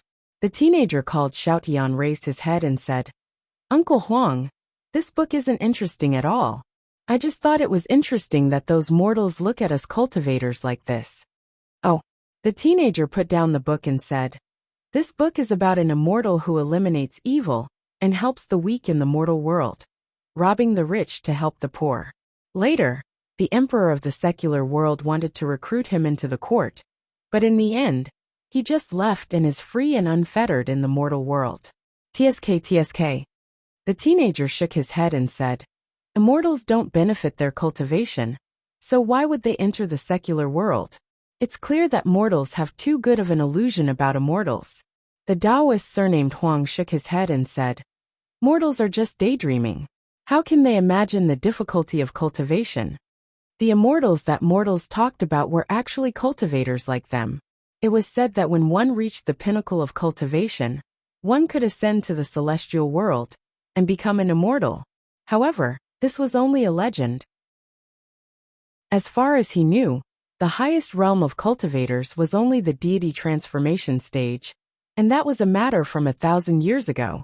That senior had long gone into seclusion, and it was unknown whether he was still alive or not. As for the remaining 4 realms, aura refining, foundation building, gold core and nascent soul, each was more difficult to advance than the other. In the entire celestial pole, there were only several hundred people who had reached the nascent soul realm. The youth in front of him and Taoist Huang were only qi condensation cultivators. In this market square, there weren't many foundation establishment cultivators, and there weren't any golden core cultivators at all.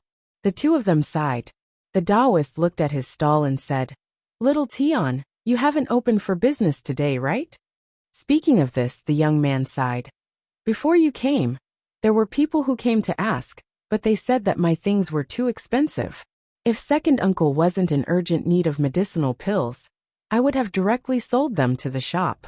It's a pity that the shopkeeper doesn't know what's good for him." On his stall, there were a few array discs and array flags. These things could be used to lay formations, which were needed by all cultivators. They could be used to guard against others during cultivation, or to gather spiritual aura. However, the path of formations was profound and unfathomable. Even several hundred years of research wouldn't be enough. Cultivators probably didn't have long lives, so there weren't many people who were willing to invest time in this path. Most sects and clans would have formation masters, and it was rare to see one among individual cultivators. Normally, his array discs should be very popular. However, these formations weren't common goods in the cultivation world, and the materials were hard to come by, so the price was very high. He had been on display for several days. From time to time, people came to ask about it, but they all shook their heads and left. Although the formation was good, if they couldn't afford it, they also couldn't sell it. The Taoists surnamed Huang's stall sold low-grade talismans, but they sold much better than Emotienga's. After being on display for one day, they were almost sold out. At this time, Taoist Huang hesitated for a while, then asked, "Little Tian, what's the lowest price for your formation?" Uncle Huang, do you want it?" The youth said in surprise. "If you want it, 300 spirit stones are enough." The previous price of this array disc was 400 spirit stones, which was indeed very favorable. Taoist Huang pondered for a while, then happily nodded. "All right, Uncle Huang will take advantage of you." He took out the money he earned from selling talismans today and counted his savings. The two of them handed over the spirit stones in one hand and the formation disc in the other. The youth took out a jade slip from his robe. "Uncle Huang, this is how to set up a formation. As long as you have the main formation flag, you can use this formation to attack and defend." Taoist Huang felt heartache as he handed over the spirit stones. He nodded and said, "I just know that the formation made by your uncle and nephew is definitely worth such a high price. If it's someone else, I really wouldn't be able to buy it."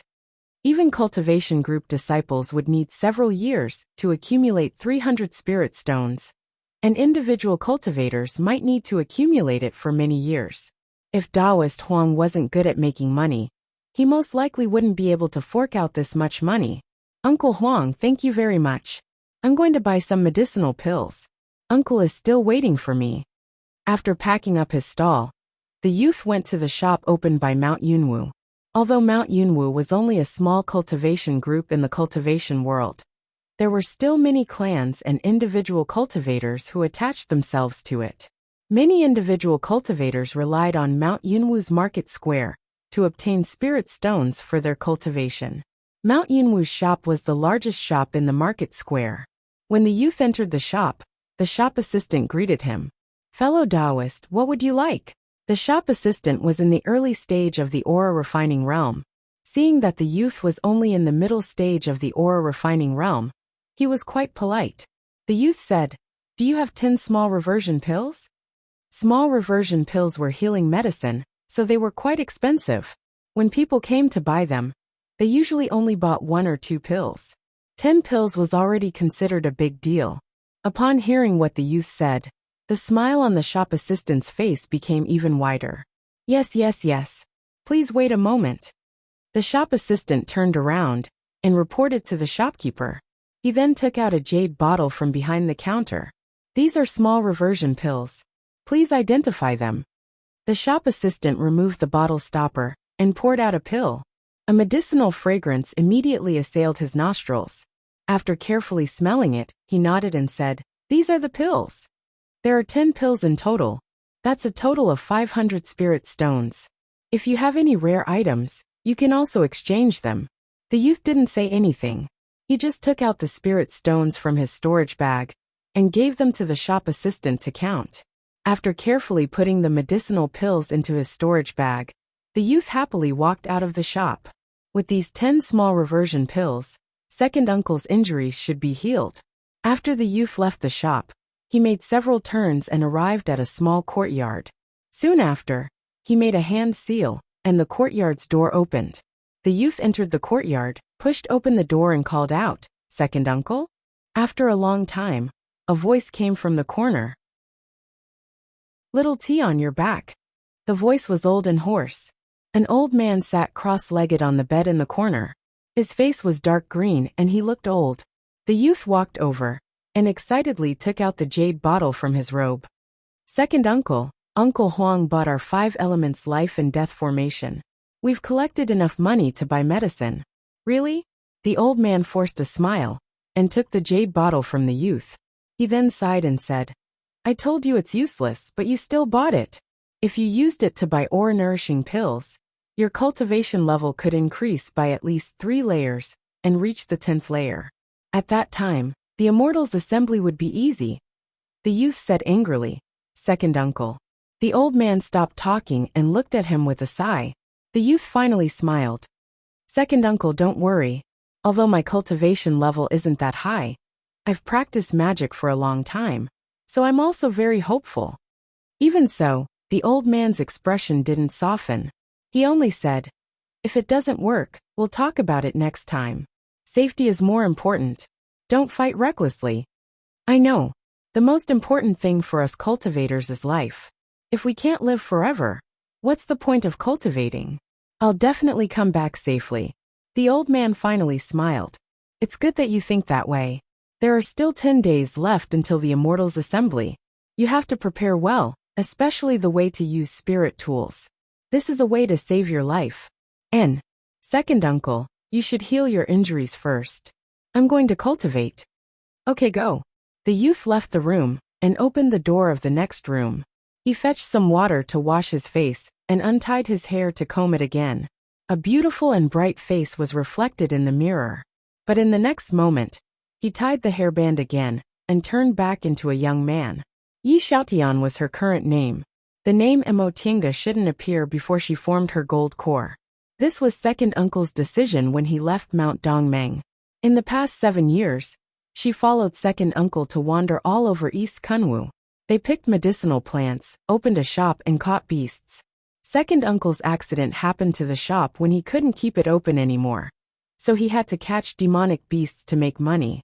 In the beginning, Yi clan had a lot of treasures, and Master Taoist Shoujing also returned her father's belongings. So they were quite rich. But the path of cultivation consumed too much, not to mention their spiritual roots weren't good. Second uncle had 4 spiritual roots. He was able to build his foundation, thanks to the medicinal pills his father gave him. Emo Tienga, on the other hand, had 5 spiritual roots. Although she had a good cultivation technique, every step she took was difficult. She was able to cultivate to the 7th layer of the aura refining realm in 7 years, because of the medicinal pills second uncle gave her. In the past few years, they used up all their spirit stones for cultivation, so they had to think of ways to make more money. Originally, they only went to pick spiritual plants to exchange for medicinal pills, but they found that they couldn't afford to cultivate. Therefore, they used all their savings to open a shop in a small market square. Because the cultivation clan that managed the market square bullied them, they didn't make much money, so they had to close the shop and look for another place. Finally, second uncle found that catching demonic beasts was very profitable, so he teamed up with other cultivators to hunt beasts in the depths of the mountain in the south. One time, they accidentally encountered a 5th-rank lightning beast, which was equivalent to a core formation cultivator. Of the 5 of them, 1 died and 4 were injured. Second uncle was injured, so his situation became even more difficult. Not only could he no longer use medicinal pills to cultivate, but he also had to treat second uncle's injuries. Fortunately, Yi clan originally had a deep understanding of formations. Although their spiritual roots weren't good, they were very talented in formations. Uncle and nephew studied formations every day. When Emo Tienga had free time, she would set up a small stall and sell them in exchange for medicinal pills and so on. Second uncle always said that if she continued like this, she wouldn't be able to build her foundation. Therefore, a year ago, they came to Mount Yunwu with the intention of entering Yunwu sect through the Immortals' assembly. In this way, the sect would have its own benefits, and she would be able to relax a lot. The so-called Immortals' assembly was a method for individual cultivators, like them, to join a cultivation group. Most individual cultivators didn't have good spiritual roots, and these cultivation groups only accepted disciples with at least 3 spiritual roots. Only cultivators from cultivation clans that had a good relationship with the cultivation group could join with 4 spiritual roots. Individual cultivators like them obviously couldn't do that. However, even if their spiritual roots weren't good, there were always some people who got lucky and made rapid progress in their cultivation. The purpose of this Immortals Assembly was to select these cultivators with potential to join a cultivation group. As for the method of selection, it was simply a competition in the ring. Once they went on the ring, life and death didn't matter. Although most cultivation groups had core formation cultivators to keep watch, they couldn't guarantee that there would be no casualties. Sometimes the fights were fierce, and there were even tragedies where both sides perished together. Emotienga naturally didn't want to learn from them and risk her life. Although she followed second uncle all these years as a vagrant, it broadened her horizons. Second uncle also treated her very well, and the two of them depended on each other for survival. She also walked out of the shadow of her childhood, and her temperament became a lot more cheerful. She firmly remembered what second uncle said. The goal of cultivation was to live a long life, and life was the most important thing. Besides, she didn't think her life would be over if she couldn't enter a cultivation group. Second uncle said that her father also built his foundation and formed his gold core on his own.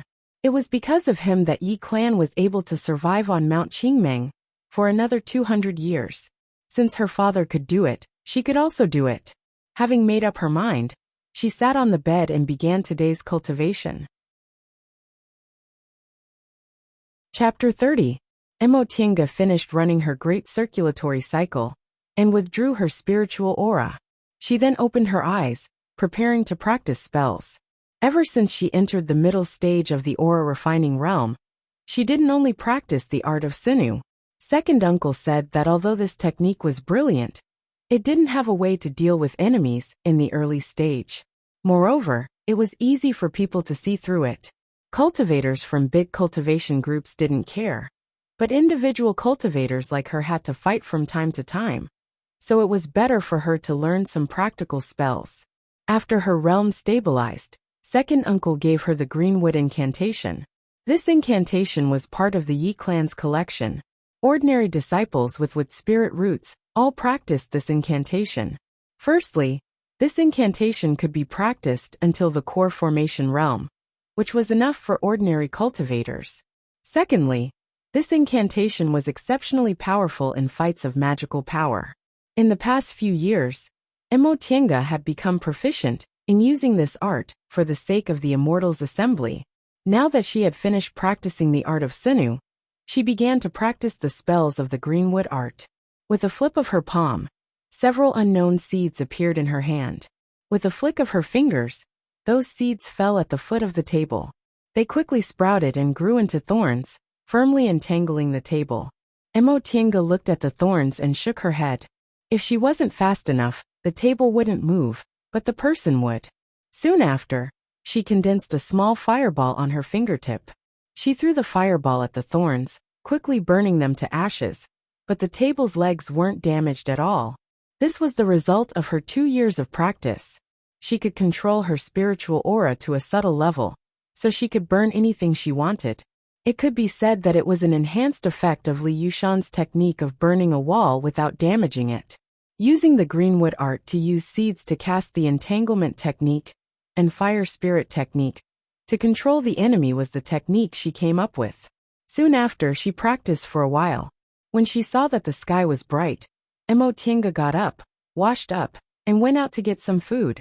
Cultivators in the 10th layer of the aura refining realm could abstain from eating, and cultivators in the foundation building realm could be free from dirt.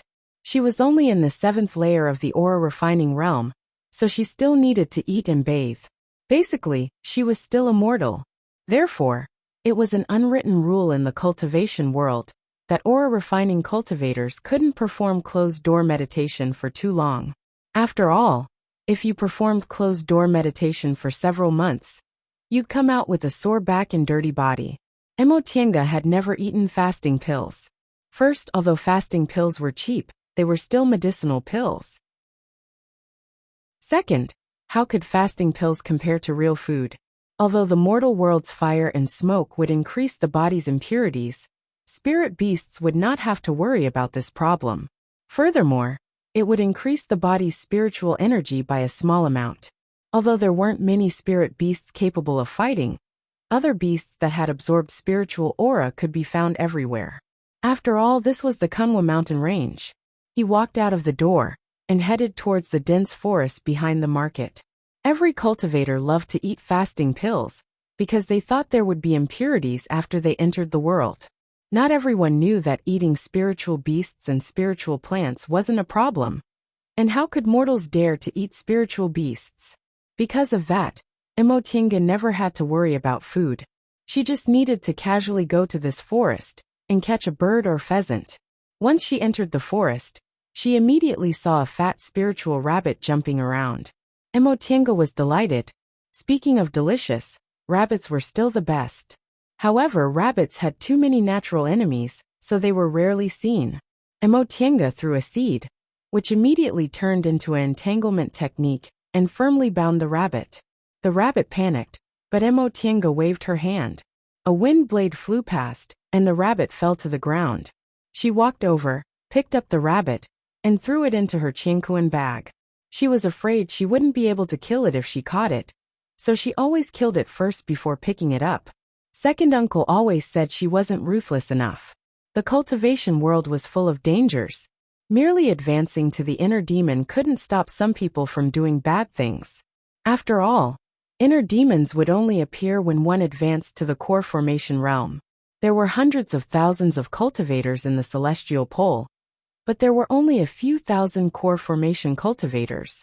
What happened to Li Yushan when she was a child and later, when she was forced to leave Mount Dongmeng, made her realize that she must have great strength and be unafraid of blood.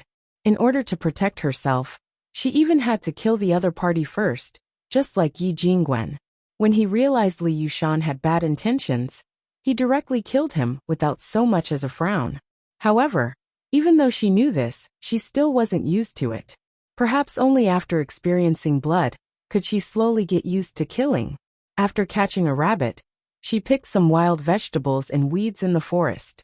Just as she was about to stand up and go back, she suddenly sensed two breaths approaching her, causing her to stop. There were two sets of footsteps, which meant there were two people. This place only had some common beasts and plants with spiritual aura. Normally, no one would come here, so why were there two people coming here all of a sudden? Unable to suppress her curiosity, she curbed her breath and crouched behind a shrub, peeking through the gaps between the leaves and grass. Sure enough, there were two people. She saw two pairs of feet. One was wearing black boots while the other was wearing embroidered shoes. Apparently, they were a man and a woman. The man's footsteps stopped first. He then said softly, "Little sister Lien, there should be no one here." The woman didn't answer. Emotinga moved slightly, and finally saw the whole picture. She saw a young cultivator, a man and a woman, looking at each other with eyes full of tenderness. Their hands were tightly clasped together. It was obvious that they were very amorous.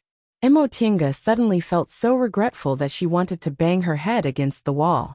This was clearly a young couple looking for a place to have a rendezvous. Emotinga didn't look over there. She crouched down and hesitated. It was obviously inappropriate to go out now. Among these two people, the man was in the 7th layer of the aura refining realm, like her, while the woman was in the 6th layer.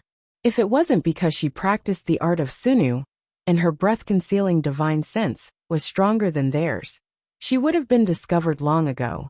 If she went out now, they would think she harbored bad intentions. Moreover, if their tryst was discovered, they would most likely teach her a lesson. She didn't want to be beaten up for no reason. Just as she was regretting her actions, the man spread his robe on the ground and unexpectedly hugged little sister Lien, intending to do something improper. When Emotinga realized this, she turned pale with fright. She thought they were just a couple looking for a place to be lovey-dovey. Who would have thought they actually wanted to, based on the sounds coming from the other side?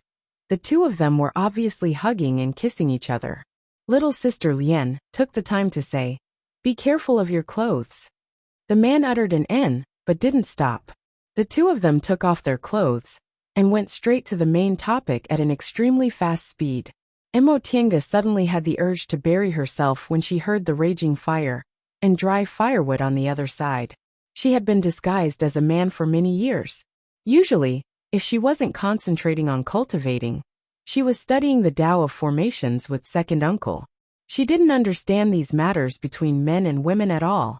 Therefore, she felt extremely embarrassed at this moment. She lowered her head and didn't dare to look in that direction.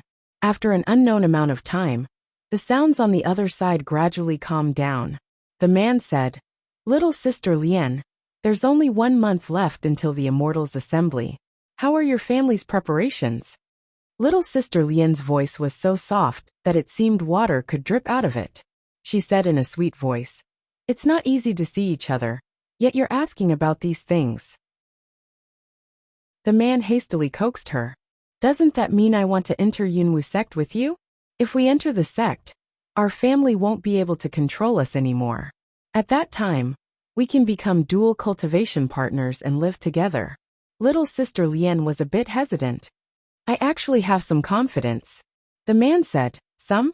What kind of treasure did your family give you?" Little Sister Lien smiled but didn't answer. Emotienga was curious, so she once again peeked through the bushes.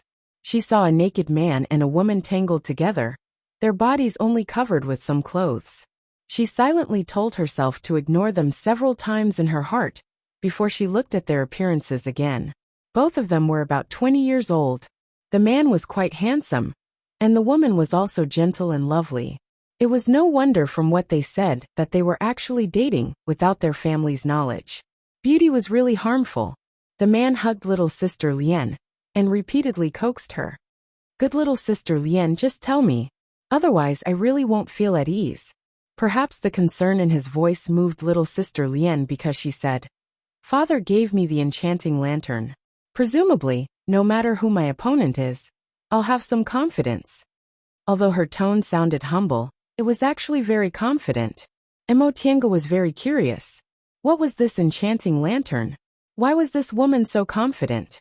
In the Immortals' Assembly, there were 10th layer aura refining cultivators, but most of them were 7th layer aura refining cultivators like Emotienga, which was the peak of the middle stage of the aura refining realm.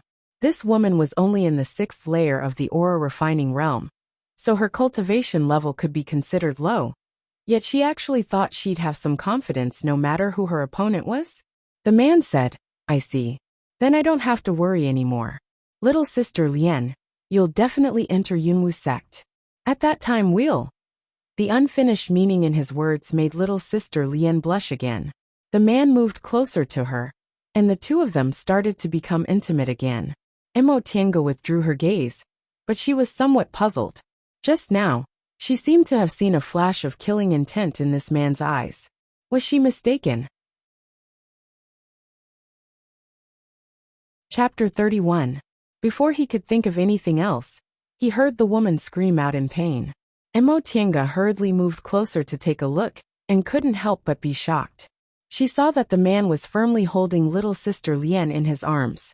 His right hand was holding a dagger-like spirit tool, which was inserted into Little Sister Lien's back.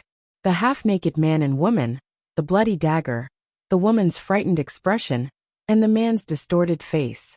Emotienga covered her mouth and nose, not daring to breathe.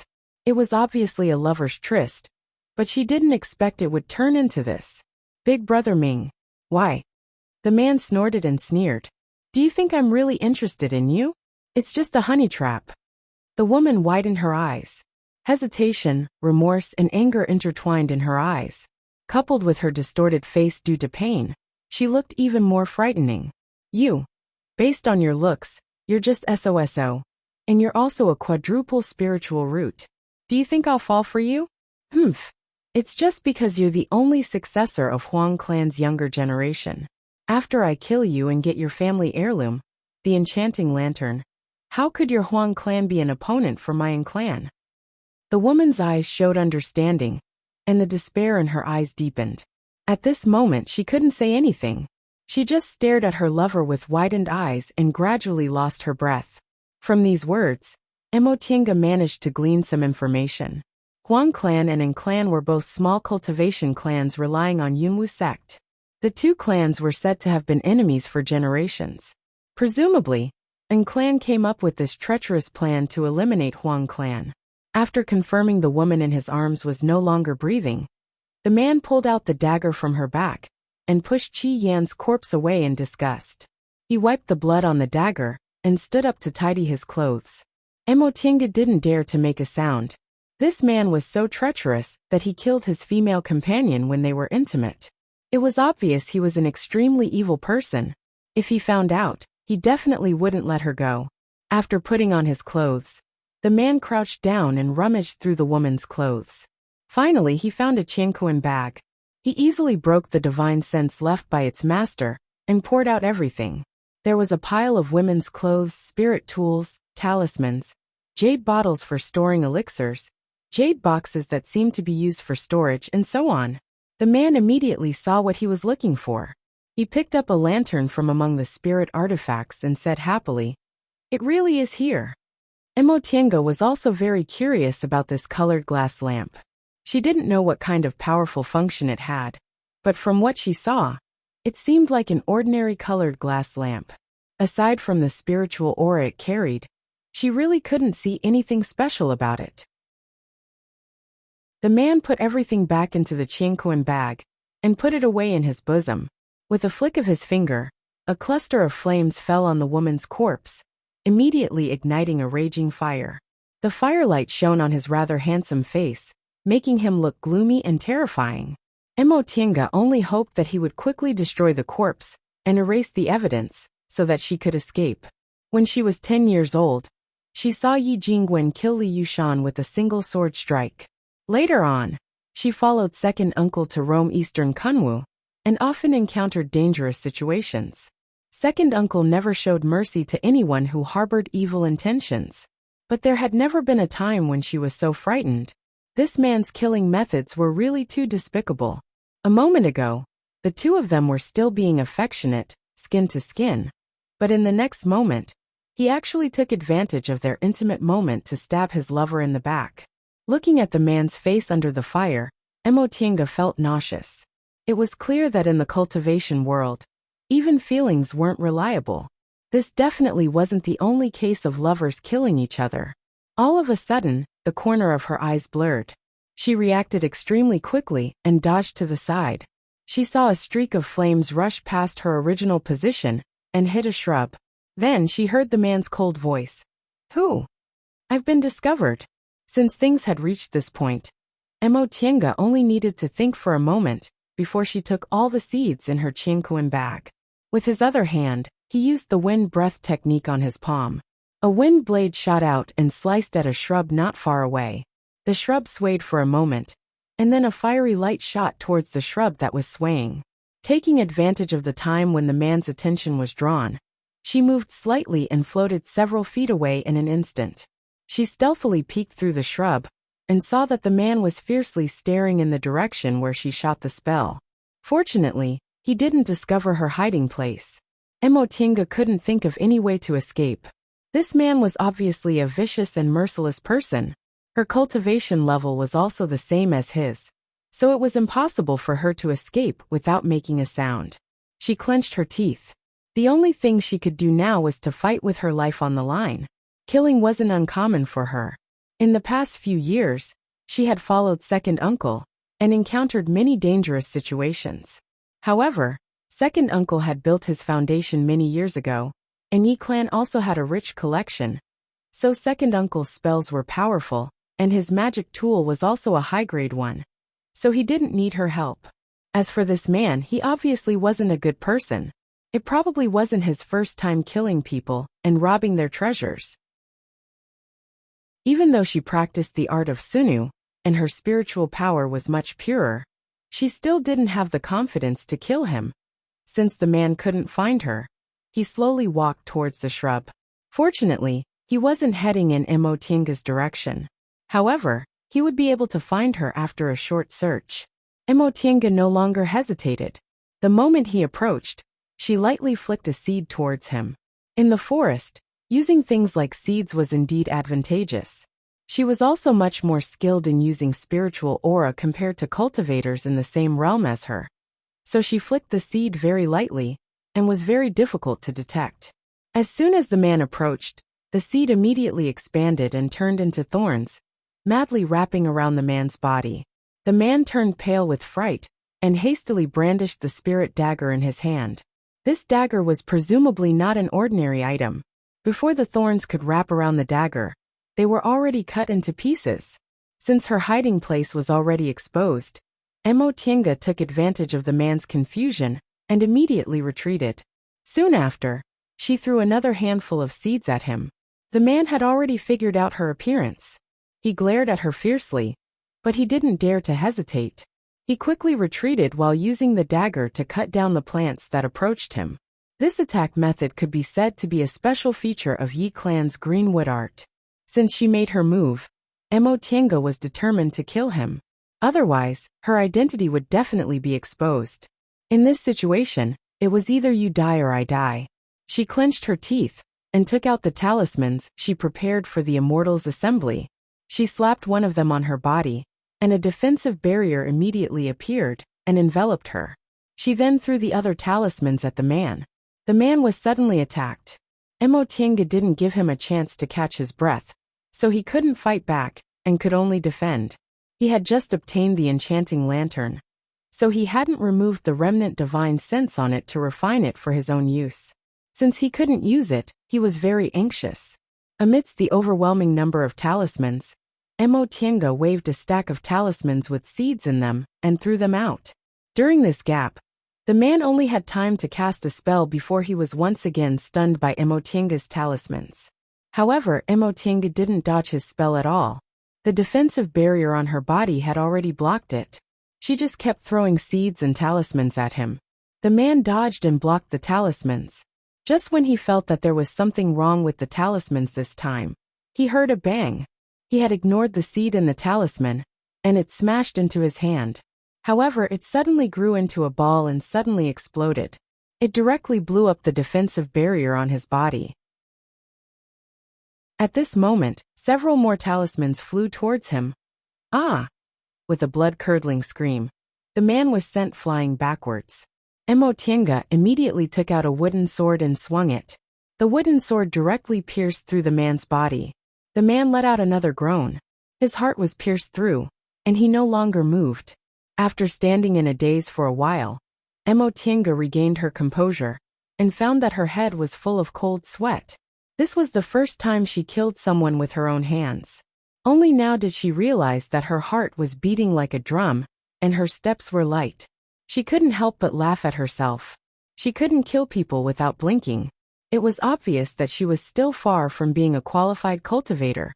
However, she was very happy to escape with her life. She wiped the sweat on her forehead and cautiously approached the man. After confirming that he was really dead, she retrieved the sword from his body and immediately started to destroy the corpse. She did what the man did just now. She retrieved the 2 Qianquan bags from his body and burned the man's corpse with a snap of her fingers. This man just killed his lover and burned his corpse here. Now he also died here in the same way. Emotinga didn't know whether this was retribution or not. Now, the two of them could be said to be born in different worlds, but die in the same hole. After the corpse was completely burned, and there were no traces left, Emotinga hurriedly went back. They had a private meeting, so no one should know about it on the woman's side. But it might not necessarily be the case on the man's side. She cautiously made a big circle and hid for a while before going out from the other side. Chapter 32. Nothing unusual happened along the way, so Emotinga returned to her rented courtyard and immediately went to second uncle's room. Yi Jiang was startled by her appearance. "Xiaodian, what's wrong?" Emotinga said in a trembling voice. "Second uncle, I killed someone." Yi Jiang was startled, but he soon calmed down and said, "So be it. You have to get used to it. Otherwise, how can you continue on this path?" After he finished speaking, he asked worriedly, "Who did you kill? Did someone rob you?" "No." Emotinga shook her head. Seeing how calm second uncle was, She also gradually calmed down and told him what happened just now. Yi Jiang frowned and thought for a moment before asking, "Did you leave any traces at the scene? Did anyone see you on your way back?"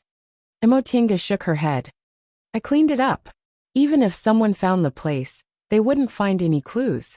I circled around on my way back, but no one saw me." Yi Jiang calmed down. "It's fine. They won't know you killed them if they can't find any clues. Besides, there's still second uncle. Although he's half dead, he's still a genuine foundation-building cultivator. The two clans you mentioned are only small clans. Even if they can't defeat them, they can always run away." Emotienga also calmed down after hearing someone comforting her. She then remembered the two men's chinquan bags and took them out. "Second uncle, that man killed them for some enchanting lantern. I brought it back. Can you see what's so special about it?" Unlike Emotienga, Yi Jiang frowned as soon as he saw the enchanting lantern. After a long time, he finally said, "The enchanting lantern is indeed an ancestral treasure of the Huang clan. It's said to be a magic weapon. Once this lantern is summoned, a maze will appear within 100 feet radius.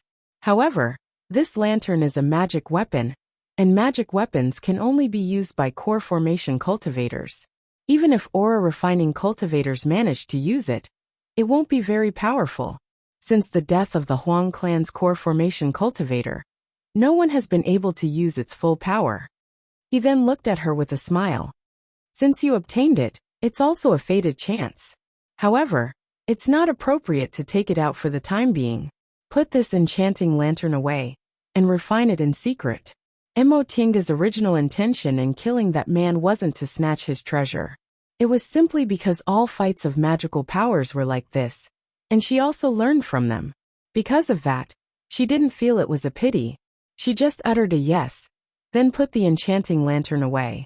Emotinga suddenly remembered something and asked, "Second uncle, I was anxious today and used most of the talismans I had. The Immortals' Assembly is next month. What should I do?"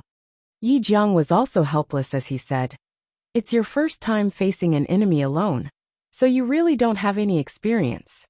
That's why you panicked."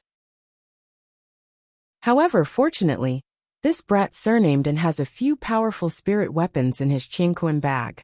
It's just that he didn't have the time to take them out because of your talismans. Otherwise, you wouldn't have killed him so easily today." Emotinga was suddenly enlightened. No wonder she only felt nervous and didn't feel it was difficult to deal with him. It turned out it was because she was lucky. That man didn't have the chance to take out his powerful spirit tool and died because of her talismans. Otherwise, she would have been in danger today. Yi Jiang pondered for a long time before he said, "The talismans on these two people can also make up the numbers. All talismans are the same. You can just use them and not be afraid of being discovered. Tomorrow, you can use your remaining spirit stones to buy some more. I reckon the number won't be too far off." In addition, second uncle recently comprehended a new spirit trapping formation that can be temporarily laid. In the next few days, you should practice more. With the help of the formation, you'll definitely have a much easier time.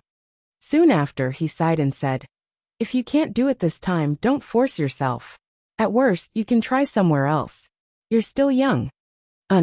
Emotienga also knew second uncle felt the most important thing was to keep her life. Aura refining cultivators could live up to 200 years old, but she was only 17 years old. Her future was still unknown, so it wasn't worthwhile to throw her life away like those cultivators. Alright, go back and think about what you did wrong in today's fight. Maybe it'll be useful at the Immortals' Assembly. You also have to adjust your spiritual power. Before the Immortals' Assembly, your whole body has to be in its best state." Emotinga nodded. She no longer disturbed second uncle's recuperation and went back to her room.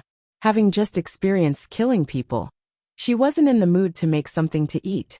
She first circulated her qi and adjusted her breathing to replenish the spiritual aura she consumed. Then, she cultivated until morning before she opened her eyes to check the two people's chinquan bags. First, she saw the woman's chinquan bag. There were only a few talismans inside. Emotinga swept her gaze over them and was shocked. Although there were only a few, They were high-grade talismans for aura refining cultivators. This talisman was more useful than 10 low-grade talismans. Emotienga was overjoyed. The reason why she had so many talismans was because she bought them for the Immortals Assembly. However, high-grade aura refining talismans could only be made by foundation-building cultivators, so the market price wasn't cheap. Second uncle was injured, so he couldn't make talismans himself. The two of them didn't have many spirit stones, so they could only buy low-grade talismans. They couldn't afford high-grade talismans. Emotienga counted 5 talismans in total. 3 of them had the fire attribute, and 2 had the water attribute. Talismans weren't like spells. They weren't limited by spiritual roots, and could be activated with just a little spiritual aura. Aura refining cultivators couldn't do without talismans in fights of magical power, but they were limited by their financial resources. Those who could use a lot of talismans were mostly disciples of cultivation groups or clans. Emotienga's talismans had been around for a long time. However, with these 5 high-grade talismans, the ones she lost weren't a big deal. She only used about 40 to 50 talismans, so these talismans were completely replenished. She then looked at the other things. There were several pretty good spirit tools, but they weren't comparable to the enchanting lantern. Moreover, they had to be refined before they could be used, and she was afraid they'd be recognized if she took them out. Besides, she already had a greenwood sword. Second uncle said it was once used by her father, and was later refined again. She didn't need to change spirit tools before she reached the foundation building realm. After all, spirit tools had to be nourished and refined for a long time before they could be used easily. In addition, there were several bottles of various kinds of medicinal pills, all of which were commonly used by aura refining cultivators. What made Emotienga happy was that there was a bottle of aura nourishing pills. She happened to be short of medicinal pills. There was also a bottle of look preserving pills. That woman probably spent a lot of money to buy them. One pill could preserve a person's youth for 10 years. However, Emotienga didn't need them. Not to mention she was only 17 years old. The art of Sinew originally had the effect of preserving one's youth, and could even make a woman more beautiful.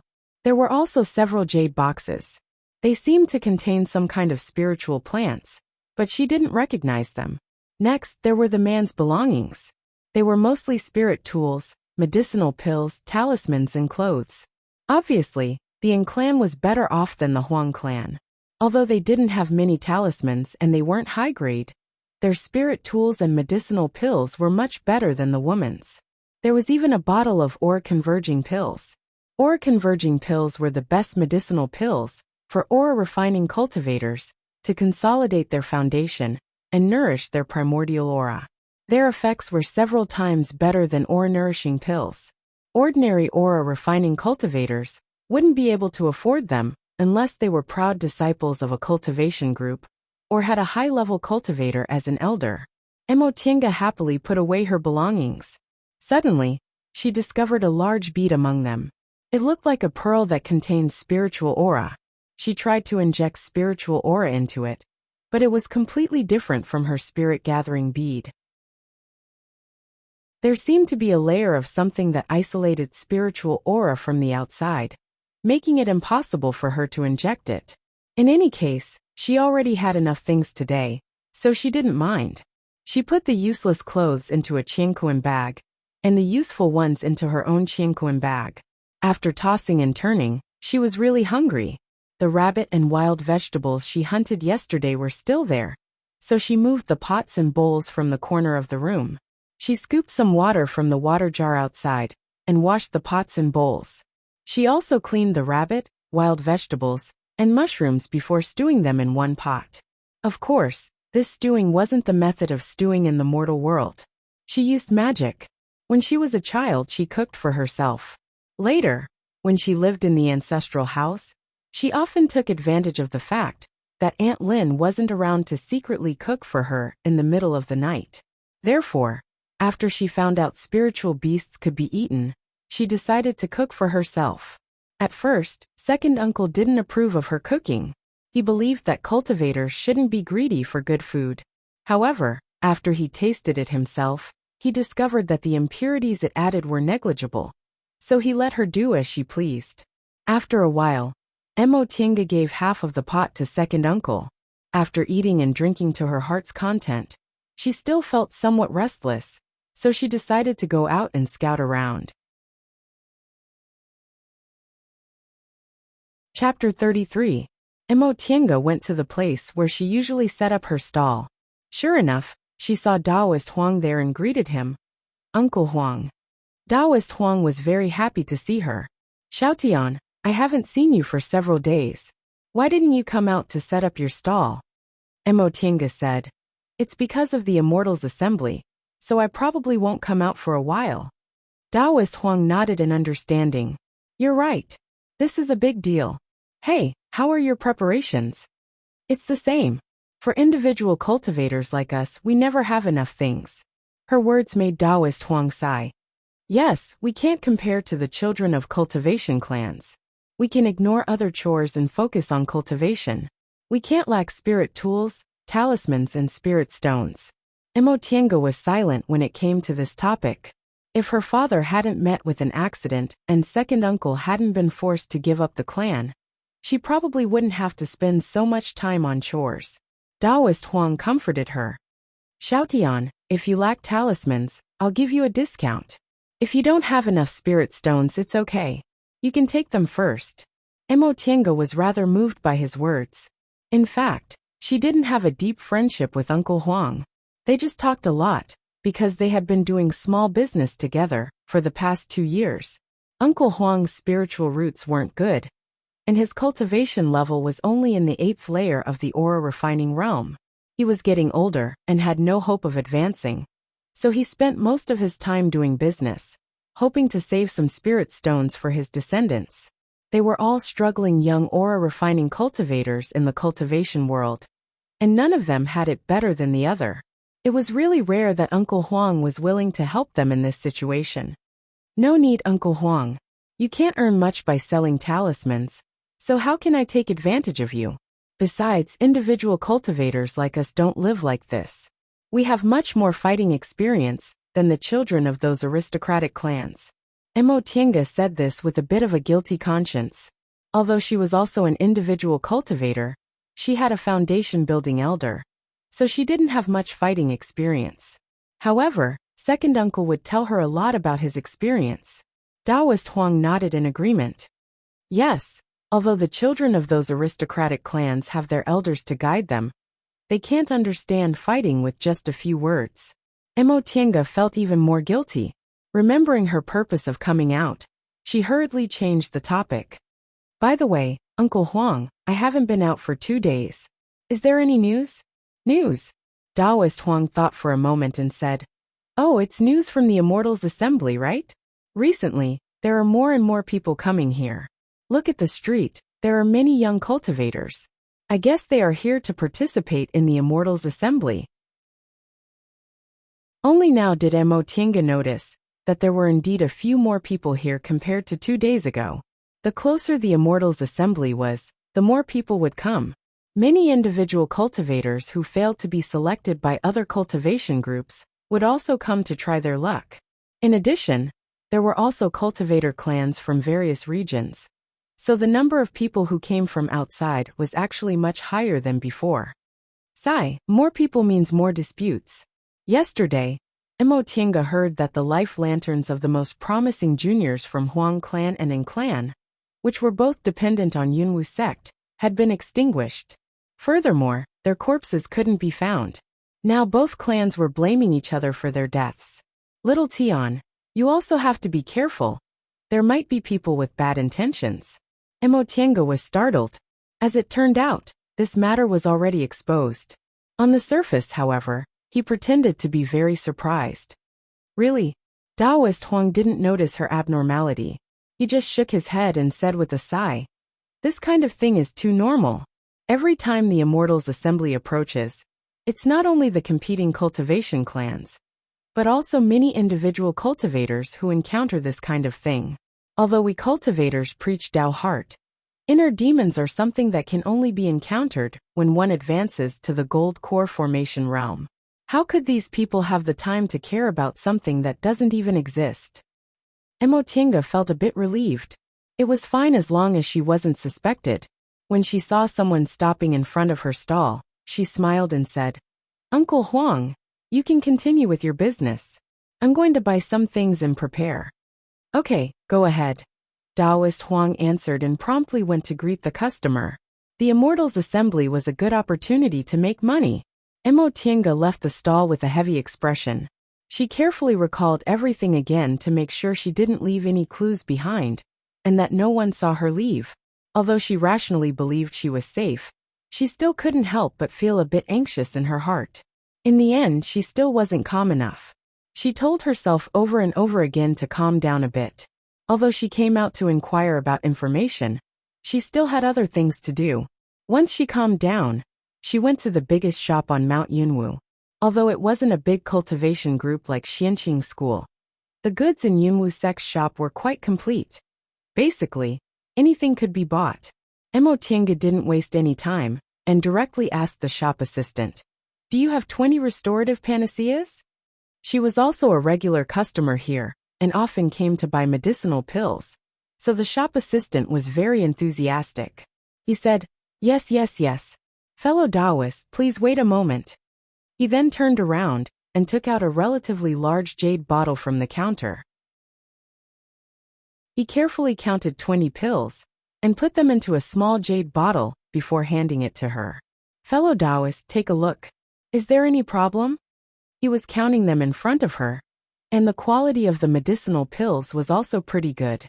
Emotinga nodded, took the medicinal pills, and paid the spirit stones.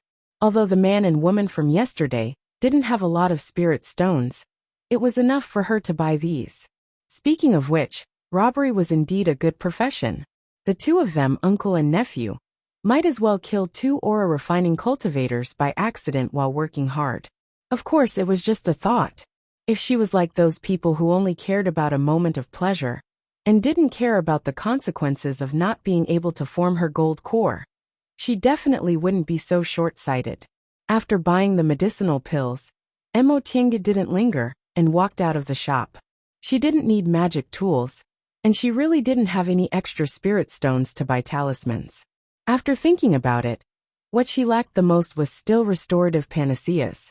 The competition at the Immortals' Assembly was fierce. If she encountered a strong enemy, her spiritual aura would definitely be depleted. At that time, it would be a competition to see who had more restorative panaceas and spirit stones. Although spirit stones could also replenish spiritual aura, their effects weren't as good as restorative panaceas. Elixirs were too important for cultivation. Most of the spirit stones that the uncle and nephew earned were spent on elixirs. Emotinga once thought about learning pill concocting, but second uncle vetoed her. Second uncle said concocting pills, refining tools, formations, and talismans, no matter which one it was, required a lot of effort. As an aura refining cultivator, spending most of her time on these things wasn't worth it, except for cultivators who had no hope of building their foundation. Besides, since she was so talented in formations, she really didn't need to learn pill concocting. It was really difficult to train a concocting master. Even small cultivation clans couldn't afford to provide for one, let alone them. Emotinga really wasn't sure whether she had the talent for pill concocting. Second uncle said Yi clan members were all good at formations, but there were very few who were good at pill concocting. Thinking that it was more likely that she didn't have the talent, she gave up on this idea. After returning to her residence, she went to second uncle's room first. Second uncle? Yi Jiang, who was still healing his injuries, opened his eyes and asked, "How is it?" "What do you mean how?" Yi Jiang stared at her and shook his head. "Didn't you go out early in the morning to gather information?" Emotinga stuck out her tongue. "Second uncle, you're really a roundworm in my stomach." Yi Jiang glanced at her and said with a humph, "Impudent." She smiled and moved closer to him. Second uncle. Uncle Huang said the two clans already found out about the deaths, but they're blaming each other. They said it was the other party's doing, and they didn't find anything. Yi Jiang nodded. "That's good. Even if they find out it wasn't the other party's doing, It'll be hard for them to trace it back to you. Now that the Immortals' Assembly is approaching, Mount Yunwu is filled with crooks and honest folk. They won't be able to find anything. His words were exactly the same as Uncle Huang's. Sure enough, the older the ginger, the spicier. Recalling yesterday's harvest, she became excited and said, "Second uncle, I checked yesterday. Although they didn't have many talismans, there were 5 high-grade talismans among them. It could be said that I made a profit. There were also a lot of medicinal pills, including a bottle of ore-converging pills. Today, I also used their spirit stones to buy restorative panaceas, so I don't lack anything." Oh, that's good news. Yi Jiang originally thought the two of them didn't have many spirit stones and talismans on them, but now it seemed the 5 high-grade talismans made up for the loss. That being the case, you don't need to waste your spirit stones anymore. Second uncle will teach you how to transform the spirit trapping formation. In the next few days, you'll have a better chance of success. And she nodded vigorously. Yi Jiang smiled. He stroked her head and handed her a jade slip. "This is the method to lay the formation. Go and study it. Come back tomorrow and tell me how much you've comprehended." Chapter 34. A month passed in the blink of an eye. During this month, Mo Tiange focused on cultivating and comprehending formations. Occasionally, she came out to check on the situation. The matter between An clan and Huang clan was done by the other party. The deeper they investigated, the more they found out about the illicit relationship between the two clans. They all accused the other party of instigating the younger generation to seduce them. Since they couldn't solve the problem, they had to fight privately. As a result, both clans suffered losses and their clans declined. More than 10 years later, the remaining cultivators of the two clans died one after another and were removed from Mount Yunwu. Of course, this was a story for later. Right now, as long as they didn't find out anything about her, Mo Tiange didn't care about them. These two clans were originally dogs biting each other and didn't want to let go of this opportunity to make things difficult for each other. She had a more important thing now. The Immortals' Assembly on Mount Yunwu was about to begin. At this time, the number of cultivators on Mount Yunwu was several times more than usual. One reason was that more people came to participate in the Immortals' Assembly, and the other reason was that most of the participants had companions, friends, or elders. Early in the morning, Mo Tiange got up. At the same time, Yi Jiang also stopped recuperating, packed up his belongings, and went with her. This was the tradition of the Immortals' Assembly. Because the Immortals' Assembly was a competition of life and death, the participants would be accompanied by their relatives and friends. If they really died, their belongings would be taken back by their relatives and friends. If they didn't, the belongings would belong to the sect. The uncle and nephew duo flew along the mountain road to the mountain where Yunwu sect was located. They first went to register with the gatekeeper and got their identity tablets before they could enter with second uncle. Seeing that Yi Jiang was in the foundation building realm, the young gatekeeper took a second look at him. It was naturally much easier for foundation building cultivators to join a sect, and it was also very easy for them to bring their nephews and disciples into the sect. Therefore, there were only a few foundation building cultivators accompanying them to the Immortals' Assembly. However, seeing that Yi Jiang didn't have much lifespan left, the disciple looked away. First, the sect didn't want to accept foundation building cultivators who were about to die and had no hope of advancing. Second, those foundation building cultivators didn't want to be restricted by the sect when they were about to die. This wasn't strange at all. Today, Yunwu sect was like a Taoist temple in the secular world. The mountain road was full of people. Mo Tiange estimated that there were probably thousands of people. Of the 1,000 or so people, even if half of them wanted to go up on stage, there would still be over 1,000 people. However, the sect only recruited a few dozen people. It was clear how intense the competition was. After entering the Yunwu mountain gate, there was a large square. It occupied a large area and could accommodate 10,000 people. Behind the square was a magnificent hall surrounded by clouds and mist. It gave off the feeling of a celestial sect. At this moment, 10 arenas had already been set up on the square. Each arena was guarded by several foundation-building cultivators. There were also ore-refining cultivators registering. The rule of this arena was that if you won more than 10 people in the arena, you would advance to the next round. In the next round of competition, you would still have to win more people until there were only a few dozen people left. Second uncle had told her that it wasn't easy to fight from the beginning to the end. In the beginning, there would always be people who wanted to obtain the qualification as soon as possible, and the experts hadn't even gone on stage yet. In the end, there would be many people who had lost in other arenas. In order to fight for the last chance, they would even fight with their lives on the line. More than half of the casualties would happen at the last moment. Therefore, she decided to enter the arena at about the middle of the battle. This way, she could avoid the front and back of the battle, and it should be easier for her to meet people who were fighting with their lives on the line. When the sun rose, several summoning talismans flew out of the hall and fell directly into the hands of the cultivators guarding the arenas. After these cultivators received the summoning talismans, they announced the start of the competition on their respective arenas. Each arena was a separate competition, and everyone could fight once. Therefore, many people would first enter our arena at the beginning of the competition. If they couldn't win, they would pick a weaker arena and fight again. However, this method was rarely successful because talismans, spirit stones, and the like would be used up. Individual cultivators didn't have enough wealth to spend like this. Even if they did, they would inevitably suffer some injuries in the process, so it would be much harder to fight than the first time. Emotienga and Emotienga casually guarded an arena to watch. Soon they saw someone enter the arena. It was a strong man in the 9th layer of the aura refining realm in his 30s.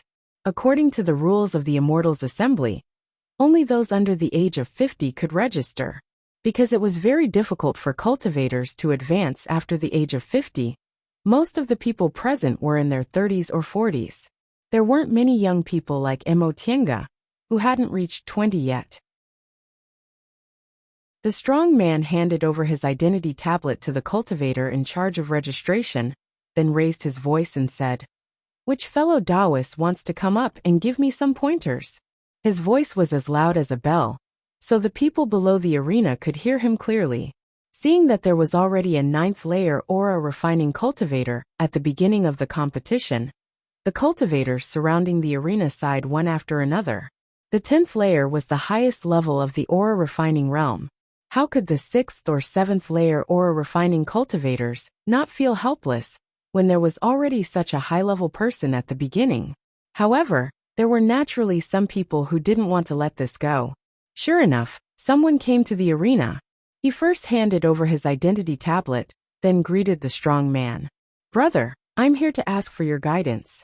The two of them exchanged some pleasantries before they each took out their spirit tools and began to fight.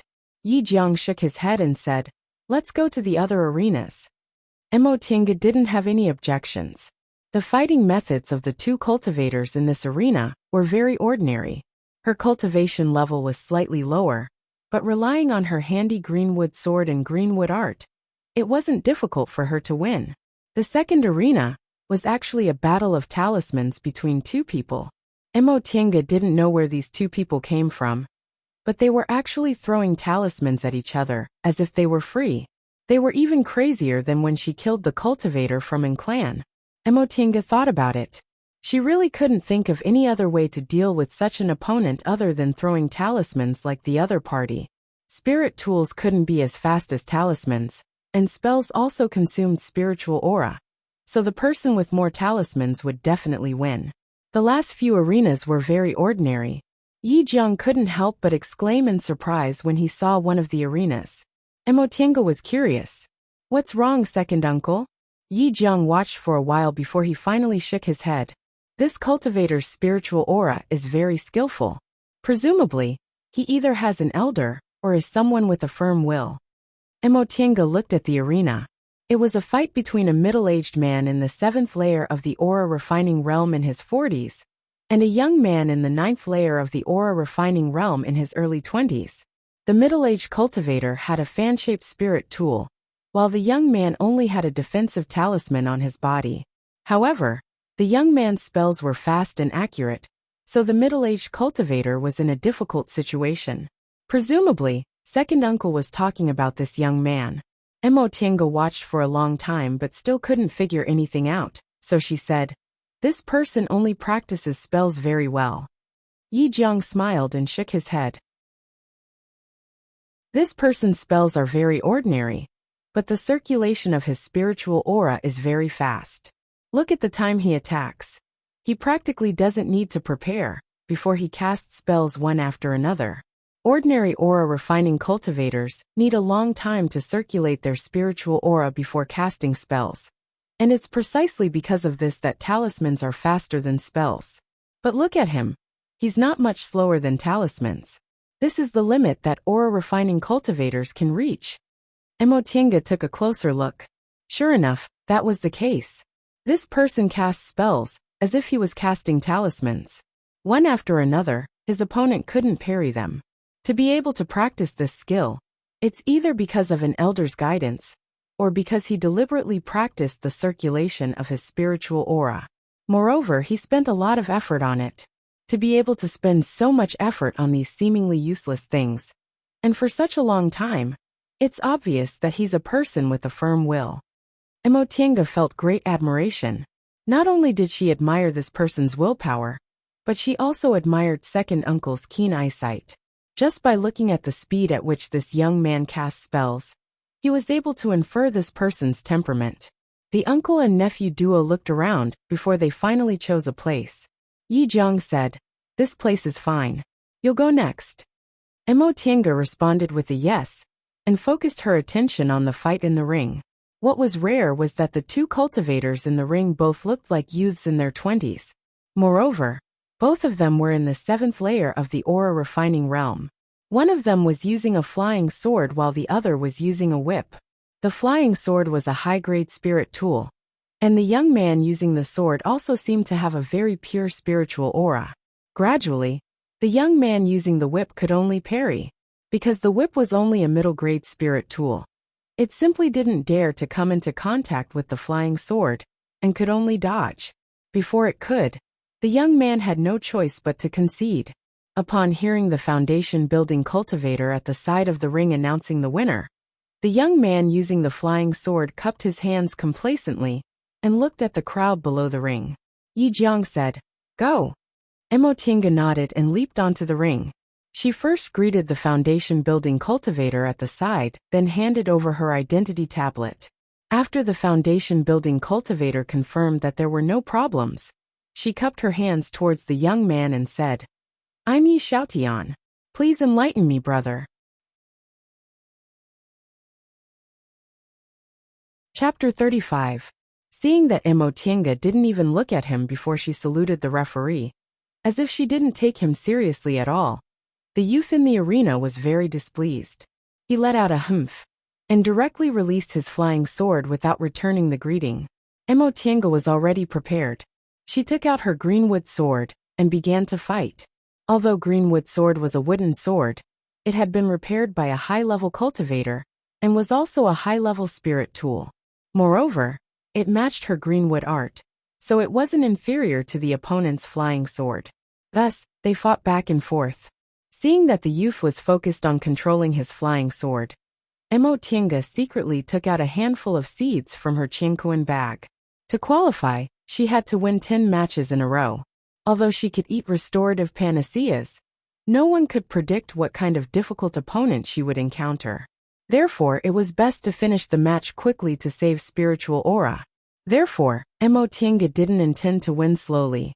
She only probed the youth's strength and made a decision. She once again controlled her greenwood sword to meet the opponent's flying sword. In the next moment, she raised her left hand, and 3 seeds flew towards the opponent. The opponent soon felt something was wrong.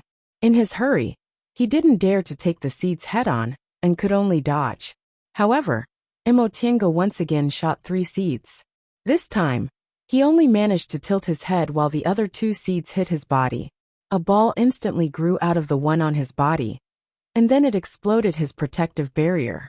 The one below immediately grew into thorns and firmly entangled his legs. The youth turned pale with fright, and hurriedly commanded his flying sword to cut off the thorns. He then took out a talisman from his robe, and threw it at Emotienga to stall her green wood sword. Emotienga didn't block the talisman. Instead, she leaped up and retrieved her green wood sword. She dodged the talisman, and instantly rushed over with her sword.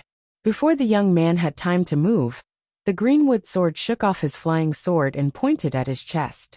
The youth didn't dare to move, because Emotienga already had a talisman in her other hand.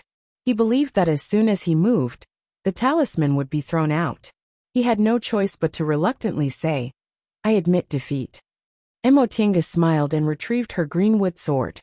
A few years ago, when she wandered around with second uncle, she discovered that cultivators relied too much on spirit tools and talismans in fights of magical powers, but they weren't good at martial arts. Therefore, on the basis of her light body technique, she fused it with secular martial arts. In this way, her reaction speed would be faster than others. That day when he killed the man from the Yin family in the forest, the reason why he was able to gain the upper hand was also because his reaction was faster than that man's. It was relatively easy for her to defeat this young man, because second uncle had always asked her to practice the use of spiritual aura. Moreover, her spirit tool was also of high quality, so her chances of winning against someone of the same cultivation level, or even 1 or 2 layers higher than her, were quite high. After all, it wasn't like that day when she had to save her own life. Today, with second uncle below her, her life wasn't in danger, so she could face the enemy calmly. Of course, if the opponent was a level 10 Qi training cultivator, or a level 9 Qi training cultivator, it would be difficult to win. The second person who came up was also a cultivator in the 7th layer of the aura refining realm like her. Emotienga didn't have to spend too much effort to win. However, after that, no more 7th layer Qi refining cultivators came up, only 8th and 9th layer Qi refining cultivators. In the beginning, Emotienga had an easy time, but after winning 5 or 6 battles, she started to feel a bit strenuous. The last few battles were basically won by relying on the greenwood sword, which was superior to ordinary high-grade spirit tools. Usually, their spiritual aura was almost exhausted after they finished fighting. Yunwu sect also had a rule that stated the winner could meditate for a while, but not for too long. Therefore, they had to rely on spirit stones to recover their spiritual aura. Fortunately, Emotienga had prepared enough spirit stones, so she was able to recover her spiritual aura every time. However, after fighting 5 or 6 battles in a row, she still felt tired. This was mental exhaustion. Even though she had abundant spiritual aura, it didn't help her. Nevertheless, her winning streak had attracted the attention of the spectators in the surroundings. There were many 7th layer Qi refining cultivators participating in the Immortals Assembly, but most of them were 9th or 10th layer cultivators. It was very rare for someone to win against 4 cultivators, whose cultivation level was higher than theirs in a row. At present, aside from this arena, there wasn't a single arena guarded by a 7th layer Qi refining cultivator. Moreover, the spell she used was indeed different from the others. Seeds sprouted in an instant, and only attacked when they were in front of the enemy. It was much more powerful than ordinary wood element spells. Ordinary wood element spells used spiritual aura to create plants, so they certainly consumed more spiritual aura than seeds. Seeds flying in the sky were really difficult to defend against. She used a high-grade talisman, and barely managed to defeat an 8th layer Qi refining cultivator. However, the next challenger made Emotienga feel very powerless. It was a 10th layer Qi refining cultivator. If 8th and 9th layer Qi refining cultivators had a 50-50 chance of winning, then 10th layer Qi refining cultivators were obviously at a disadvantage. Nevertheless, she instantly made up her mind. That being the case, she'd fight with talismans and spiritual panaceas. After the two of them greeted each other, Emotienga immediately took out her greenwood sword and patted a defensive talisman on her body. This cultivator was a middle-aged man. Obviously, he was very experienced in fights of magical powers. He calmly took out his spirit tool, which was actually a small flag, and it floated in front of him. All flag-type spirit tools were either defensive or spirit-controlling, so they weren't easy to deal with. Emotienga was a bit cautious. She controlled her greenwood sword, and threw the talisman, and the seeds in her hand at the same time towards the middle-aged cultivator. However, she saw that the middle-aged cultivator wasn't anxious at all. He waved the small flag, and unexpectedly released spiritual aura to attract all the attacks. Moreover, the flag wasn't damaged at all under the attacks. Emotienga frowned. Apparently, this flag was a defensive treasure. This was going to be troublesome. Her opponent's cultivation level was higher than hers, so his attacks would be very strenuous for her. Her plan was to make the first move and gain the upper hand. If she managed to injure her opponent, it would be much easier to deal with him. However, her opponent had this kind of spirit tool. She still threw a lot of seeds, but she didn't use the talismans anymore. If she didn't use them and wasted the talismans, it wouldn't be easy for her to continue fighting. While receiving her attacks, her opponent shot a fireball at her. Fire elemental magic was the most powerful magic among the 5 elements. As long as a cultivator had a fire elemental spiritual root, he or she would most likely cultivate fire elemental magic. Emotienga didn't dare to underestimate him. She immediately used the light body technique to dodge to the side, but she found that it wasn't difficult to dodge the fireball. She was pleasantly surprised. It seemed her opponent was good at defense and not offense, so she still had a chance to win. Fortunately, she only used ordinary thorn grass and cactus. The seeds didn't cost much, so she just threw them as if they didn't cost anything. Emotienga was a bit anxious because her attacks didn't work. If this went on, it would definitely be disadvantageous for her, because she had been fighting for too long and was mentally exhausted to a certain extent. Although her opponent wasn't good at attacking, she still found it more and more difficult to dodge. Moreover, as long as her opponent raised the flag, he didn't need to use any defensive methods. It could be said that as long as he completely defended against her attacks, he would be in an invincible position, because she would definitely make a mistake before him. No, she must change the situation to have a chance to win. She held a handful of seeds in her hand, and threw more than 10 seeds at the same time. The middle-aged cultivator was still pouring spiritual aura into the small flag. He didn't notice that some of the seeds didn't fly at him, but fell in other directions. Emotienga patiently dodged the spells and threw the seeds. Finally, she threw all the seeds in the direction she wanted. She stopped, gathered the spiritual aura in her palms, and suddenly pressed them down. Around the ring, several thistles and vines suddenly grew and surrounded the middle-aged cultivator. The middle-aged cultivator was shocked because he found these thistles and vines were circling around him. As they circled around, the scene in front of him gradually blurred. Soon, even the thistles and vines disappeared. His surroundings became hazy. He couldn't see anything except himself. He looked around and raised his vigilance. Deep in his heart there was a bit of fear.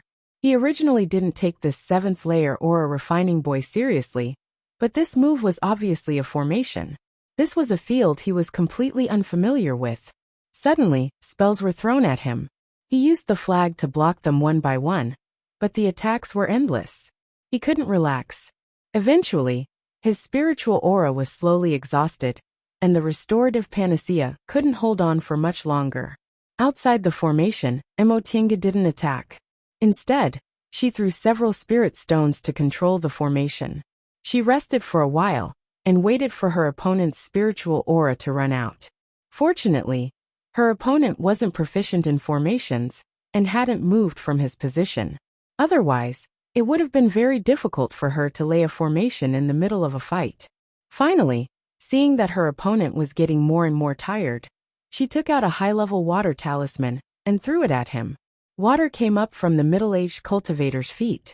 Emotienga threw another ordinary earth element spell, causing quicksand to appear under the cultivator's feet. The things under his feet weren't easy to detect. Moreover, it was already very strenuous for this cultivator to use the small flag. When the quicksand appeared, the water had already trapped him. He wanted to use the flag to break this spell, but he discovered that he didn't have enough spiritual aura. Emotienga took out her greenwood sword and stabbed it towards that cultivator. Chapter 36. When the greenwood sword appeared in front of him, the middle-aged cultivator had no choice but to move the small flag to block the tip of the sword. However, the quicksand and water under his feet surged up even faster. Emotienga didn't stop and threw another talisman at him. With a loud sound, the cultivator fell down in the ring. At this time, the foundation-building cultivator, who was the referee, walked forward and examined the cultivator. He then stood up and nodded. Yi Xiaotian wins. Emotienga relaxed. Seeing second uncle's gratified smile, she hastily sat down to recover her spiritual aura. In order to consume her opponent's spiritual aura, she also took a restorative panacea. It wasn't easy for her to hold on, so she was really exhausted. Without the support of her spiritual aura, the formation lost its effectiveness. The thistles and thorns withered one after another. When the middle-aged cultivator finally saw the outside of the formation, he stood up with a pale face and jumped off the ring. The defense of his flag was really amazing. Emotienga used all her strength, but still didn't cause him any serious injuries. However, losing to a 7th-layer aura refining cultivator was probably a big blow to his confidence. Moreover, if he lost this round, he could only fight in another ring. The injuries he suffered and the medicine he took this time would affect his performance in the next round, so it would be much more difficult for him to win. Emotienga also didn't feel good. This was the 8th round. She still had to defeat 2 people to qualify for the next round. However, she was really too tired now. If another opponent like the middle-aged cultivator came, it would be very difficult for her to hold on. However, with her cultivation level, it would be very difficult for her to defeat 10 people if she had to fight against a bunch of 9th and 10th layer opponents who were just as eager to win. Besides, she was almost exhausted now. She also used talismans, medicinal pills, and spirit stones, so she almost couldn't fight in the next ring. Therefore, she could only fight with all her strength. In any case, second uncle was here.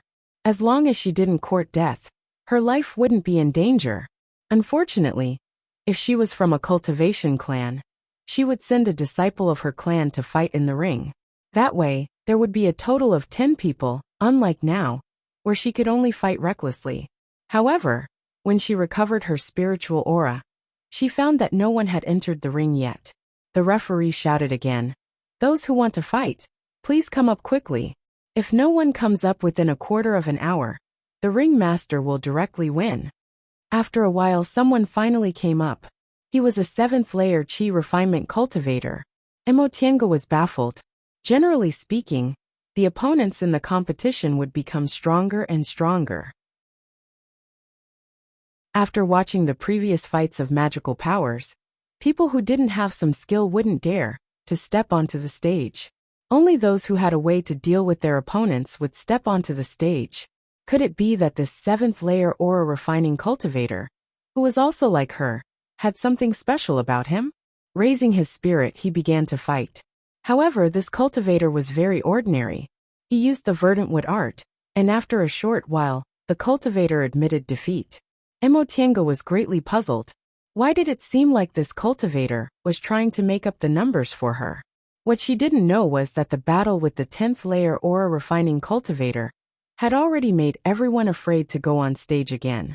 Defeating a 10th-layer chi refining 7th-layer cultivator was definitely more revered than defeating a 10th-layer cultivator.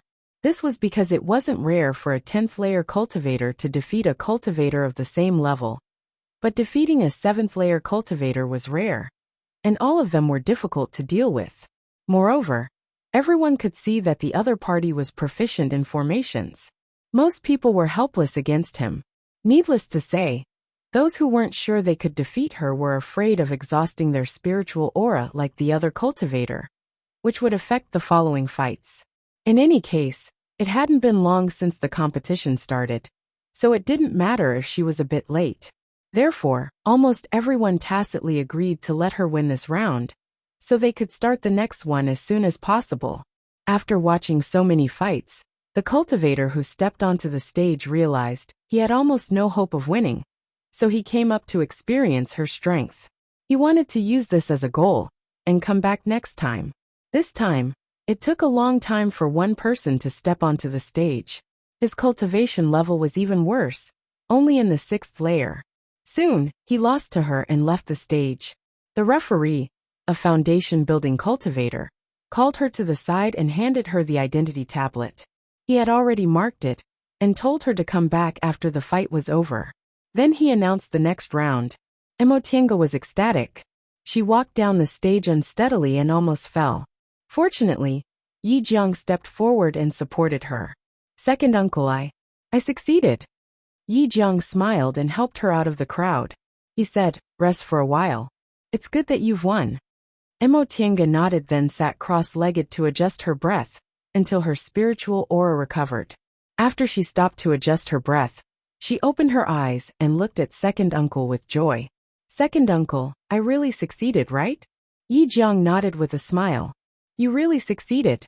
If you concentrate on fighting, you'll naturally succeed. This wasn't to comfort her. She just didn't have much experience in life and death fights.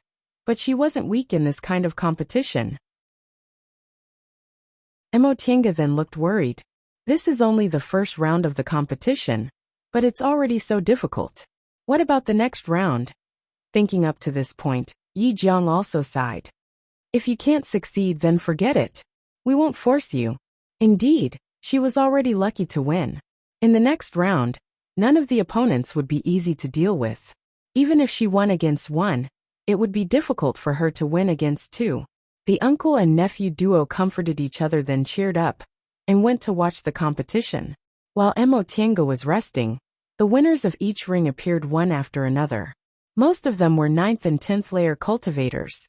There was only one 8th layer cultivator and another 7th layer cultivator. According to others' discussions, the other 7th layer cultivator was a young man in his 20s who seemed to be a disciple of a cultivation clan. He had a magic weapon in his hand and no one could match him, so he smoothly won against 10 people. It was already afternoon, and the fights in the rings were getting more and more intense. Most of the people had already entered the rings, and now, some of them were fighting with their lives on the line. Injuries occurred frequently, and the injuries were getting more and more serious. The more Emotienga watched, the more she couldn't bear to watch. This was the first time she participated in the Immortals Assembly. Although she was mentally prepared, she still didn't expect it to be this tragic. She couldn't help but feel sad. The path to immortality was uncertain, and individual cultivators were even more difficult. For a little bit of hope, they were willing to risk their lives. This path was really sad. Finally, at sunset, everyone finished their competition, and the referees announced the end of the competition. In this Immortals Assembly, 2 people died from serious injuries, and countless people were injured. Emotienga heaved a sigh of relief and went forward with the other victors. The foundation-building cultivators from each of the 10 rings gathered together. They swept their gazes over the victors one by one, frowning and discussing something. This made them restless. They didn't know what was dissatisfied with them. Emotienga couldn't help but sweep her gaze over them, but she didn't find anything wrong. There were only about 20 victors, and half of them were injured. Among them, there were only 4 women, and half of them were young men. That was probably because those who could reach this level of cultivation in their 20s were usually the descendants of cultivation clans, so their chances of winning were naturally high. Emotienga didn't know what these foundation-building cultivators were discussing, but soon, the leader of the group sent a summoning talisman into the main hall. After a while, the summoning talisman flew back. The leader took it, and several people gathered together to listen. After a short discussion, they stood up and faced the others. Obviously, they were going to announce the next round. Emotienga couldn't help but feel a bit nervous, worried that something might happen. The leader was a foundation-building cultivator with half-white hair and a beard. He swept his solemn gaze over them and said, "Ladies and gentlemen, only 24 people won in the first round of the Immortals Assembly. Because of this, the sect head ordered that there's no need to continue the competition, and that all 24 people will be accepted into the sect. You can go back and deal with your affairs first. Tomorrow, at the hour of the 11th hour, report to the sect. Everyone was in an uproar. They were both surprised and happy. Emotienga was even more so. She was originally worried she wouldn't be able to pass the second round, but she never expected there would be such a change this time. She was immediately overjoyed. She could directly enter Yunwu sect. Chapter 37. Second uncle won't be by your side when you go up the mountain this time. So you have to be careful. That spirit-concealing jade pendant must never leave your body. And you mustn't reveal your female appearance in front of others, unless you form your gold core one day, and have the power to protect yourself. If you have any difficulties with your cultivation, come down the mountain and ask second uncle. Don't fight with your fellow disciples, understand? Emotienga nodded with a reluctant expression. Second uncle, you have to be careful when you're alone at the foot of the mountain. If anything happens, send me a message, and I'll come down the mountain immediately. Yi Jiang nodded and comforted her. Rest assured, this market square belongs to Yunwu sect, so there won't be any danger here. Besides, second uncle is a foundation-building cultivator after all, so no one will provoke me. You also shouldn't go down the mountain too often. It's not good if people see you. Once a month is enough. But, Emotienga hesitated. If I'm not here, what about second uncle's medicinal pills? Yi Jiang smiled. Since you're already a Yunwu sect disciple, Yunwu sect shops can sell things for you. When the time comes, you can go to second uncle's shop to get the formations and sell them for spirit stones. This was actually a good thing. As it turned out, they were only individual cultivators. Yunwu sect's shops sold their things at a very low price. Moreover, the shopkeeper didn't know what was good and refused to pay a high price for their formations. It wouldn't be a problem if they sold things for him. Emotienga was delighted. Second uncle, wait for me to build my foundation. At that time, I can have my own immortal's cave, and we can be together. Yi Jiang nodded with a smile. Second uncle will wait for you. It's almost the hour of the 7th now. You should go quickly. And I'm leaving. I'll come back to see you after a while. After packing her luggage, Emotienga used the light body technique and leaped towards the gate of Yunwu sect.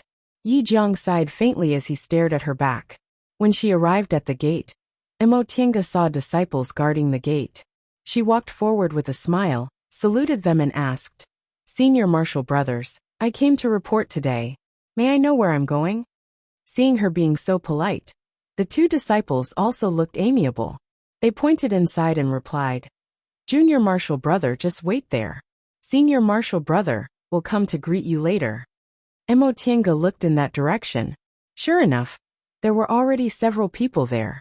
She saluted them again and said, Thank you, Senior Marshal Brothers.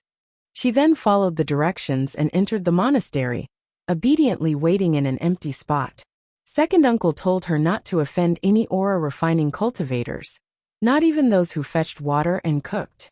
Although they had no ability, they were the most troublesome ones. Therefore, even if they were only two disciples guarding the gate, she still called them. Just as she was bored to death, someone walked up to her and said, Junior Marshal Brother, how do you do?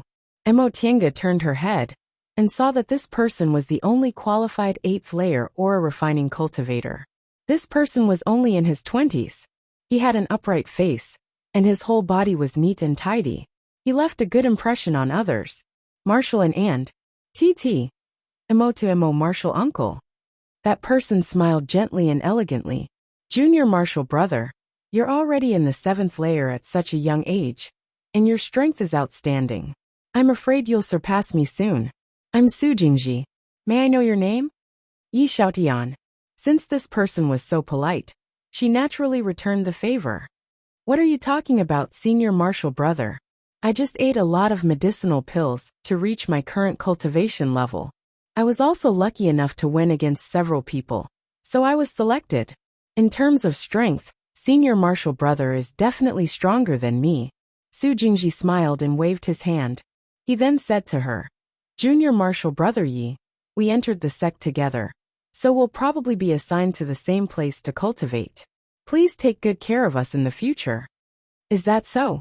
Mo Tiange didn't know how Yunwu sect arranged its new disciples, but she still replied, "That's true. We should take care of each other." The two of them chatted for a while. Soon other people arrived one after another. Mo Tiange discovered that the 10th layer aura refining middle-aged cultivator, who lost to her the other day, was also among them. Apparently, he won in another ring. However, his face was pale, and he was obviously injured. In addition, the youth she saw yesterday who cast spells as fast as talismans was also among them. When the hour of the dog approached, and the sun was setting in the west, two 10th layer aura refining cultivators came from the direction of the main hall. They saluted everyone and said, "Junior martial brothers and sisters, please follow us to see the sect head." Everyone answered respectfully, and followed the two people to the main hall. Upon entering the main hall, Mo Tiange finally realized that this hall was tall and majestic. The interior of the hall was richly decorated, and filled with spiritual aura. At the very top, there was a high chair on which a middle-aged man with a long beard was sitting and drinking tea. Mo Tiange sensed that this person's spiritual aura was surging. He was undoubtedly the sect head's core formation grandmaster, Fang Dingyue. Sure enough, the two cultivators who led the two of them and stood on both sides of the hall and said, "Junior martial brothers, quickly greet the sect head." Everyone hastily saluted. "Disciples greet the sect head." Fang Dingyue put down the tea set, stood up and raised his hand. "You may rise." He swept his gaze over everyone and waited until everyone was standing respectfully before he said, "Since you've joined my Yunwu sect, you must abide by Yunwu sect's rules. The sect will also do its best to provide convenience for your cultivation. Since you stood out among thousands of people, it means you're all outstanding aura refining cultivators. I hope you'll cultivate diligently, advance to the foundation building realm, and carry forward my Yunwu sect. Alright, it's getting late. You should go to the steward's hall to register your names and collect your items. Tomorrow, you'll cultivate together with my Yunwu sect's disciples." After a simple lecture, the two aura refining cultivators led everyone out of the main hall, around several places, and into a courtyard. This courtyard was very simple. It didn't have the grandeur of the main hall at all. It looked just like an ordinary secular courtyard. There was a table in the courtyard's main hall, and a foundation building cultivator was sitting behind it meditating. The two cultivators who led them into the hall respectfully said, "Martial Uncle Yu, I've brought new disciples to register." The cultivator didn't answer, and continued to cultivate. The two aura refining cultivators weren't in a hurry and just waited. After a long time, the foundation building cultivator finally opened his eyes. He faintly swept his gaze over them and said, "Hand over your identity tablets one by one to collect your items." The two of them answered, "Yes." He then turned to them and said, "Junior martial brothers and sisters, come in one by one. After you've collected your items, wait in the courtyard for a while. We'll take you to your residences in a moment." Everyone hastily nodded and said yes. Soon after, they went in one by one, none of them daring to compete. Soon, it was Mo Tiange's turn to go in. The foundation building cultivator checked her identity tablet and wrote her name on another jade slip. He then took out another jade slip and told her to leave her divine sense imprint on both the jade slip and the jade slip. After leaving the jade slip, he handed the jade slip to her. Soon after, he picked up a Qianquan bag out of nowhere and tossed it to her. Mo Tiange hastily caught it and saluted him before leaving. Soon, everyone finished registering and followed the two aura refining cultivators. This time, they walked for an unknown amount of time until they arrived at the back of the mountain. They took a detour and finally stopped at a mountain residence. This was also a courtyard, but it was different from the courtyard in the steward's hall. It was a bamboo house surrounded by a fence. Someone immediately came out. It was a middle-aged woman in the foundation building realm. The two aura refining disciples hastily stepped forward and saluted her. "Greetings, Martial Uncle Lin. We're here to escort several new junior martial sisters. We'll have to trouble Martial Uncle to make arrangements for them." The woman frowned and said coldly, Why didn't you escort the female disciples here alone? It's not appropriate for so many men to come to my female courtyard. The two of them repeatedly apologized. Yes. Disciples were reckless. Martial uncle, please punish us. The woman snorted. Forget it. Female disciples, follow me. The only 4 female disciples stepped forward and saluted her in unison. Greetings, Martial uncle. That'll do. You can leave now. The woman led the female disciples into the courtyard, but she didn't pay any attention to the others. The 2 aura refining disciples smiled bitterly at each other. They then led everyone to another bamboo house. This is your residence. Senior Martial Brother Zhou is in charge of this place. However, he's out because he has something to do, so we'll take care of it first. Each of you will have a room, so 5 people will share a big house. I'll call your names, so you can pick your own room. Soon Emo Tienga was also assigned a room. She saluted then went to the big house. Su Jingji was unexpectedly assigned to the same big house as her. For cultivators, tidying up a room was nothing more than a few minor spells. Therefore, after a while, the cultivators living in the same big house met in the small hall and got to know each other. In Emo Tienga's room, aside from Su Jingji, there were 3 other people. 2 of them were in the 10th layer of the aura refining realm, and 1 was in the 9th layer of the aura refining realm. The 9th layer aura refining cultivator was called Qin Shi. He was the youth she saw yesterday, who cast spells that were comparable to talismans. He seemed to be in his early 20s. He had a handsome face, but he didn't seem to like talking much. Of the 2 10th layer aura refining cultivators, 1 was called Louis Dao. He was a very forthright and strong man. The other was called Jiang Shanghang. He seemed to be less than 30 years old. His facial features were regular, but he looked gloomy and cold. He seemed to be a cultivator who practiced water spells. In this house, Emo Tienga was the youngest. Both her cultivation level and age were the lowest, so she straightforwardly took them as her junior and called them senior martial brothers. The oldest was naturally Louis Dao. He was already 32 years old, but he treated people warmly and had the demeanor of a boss, so he became her senior martial brother. Next was Jiang Shanghang, who was 28 years old. Su Jingji and Qin Shi looked about the same age, but Qin Shi said he was 24 years old, while Su Jingji said he was 23 years old. Therefore, Qin Shi was the oldest. Louis Dao and Su Jingji were both the same age and cultivation level. Louis Dao and Su Jingji repeatedly exclaimed that it was a coincidence and said they wanted to drink a cup of wine. Unfortunately, everyone had just arrived at the sect, and it was getting dark. There was nowhere to find wine, so they could only give up.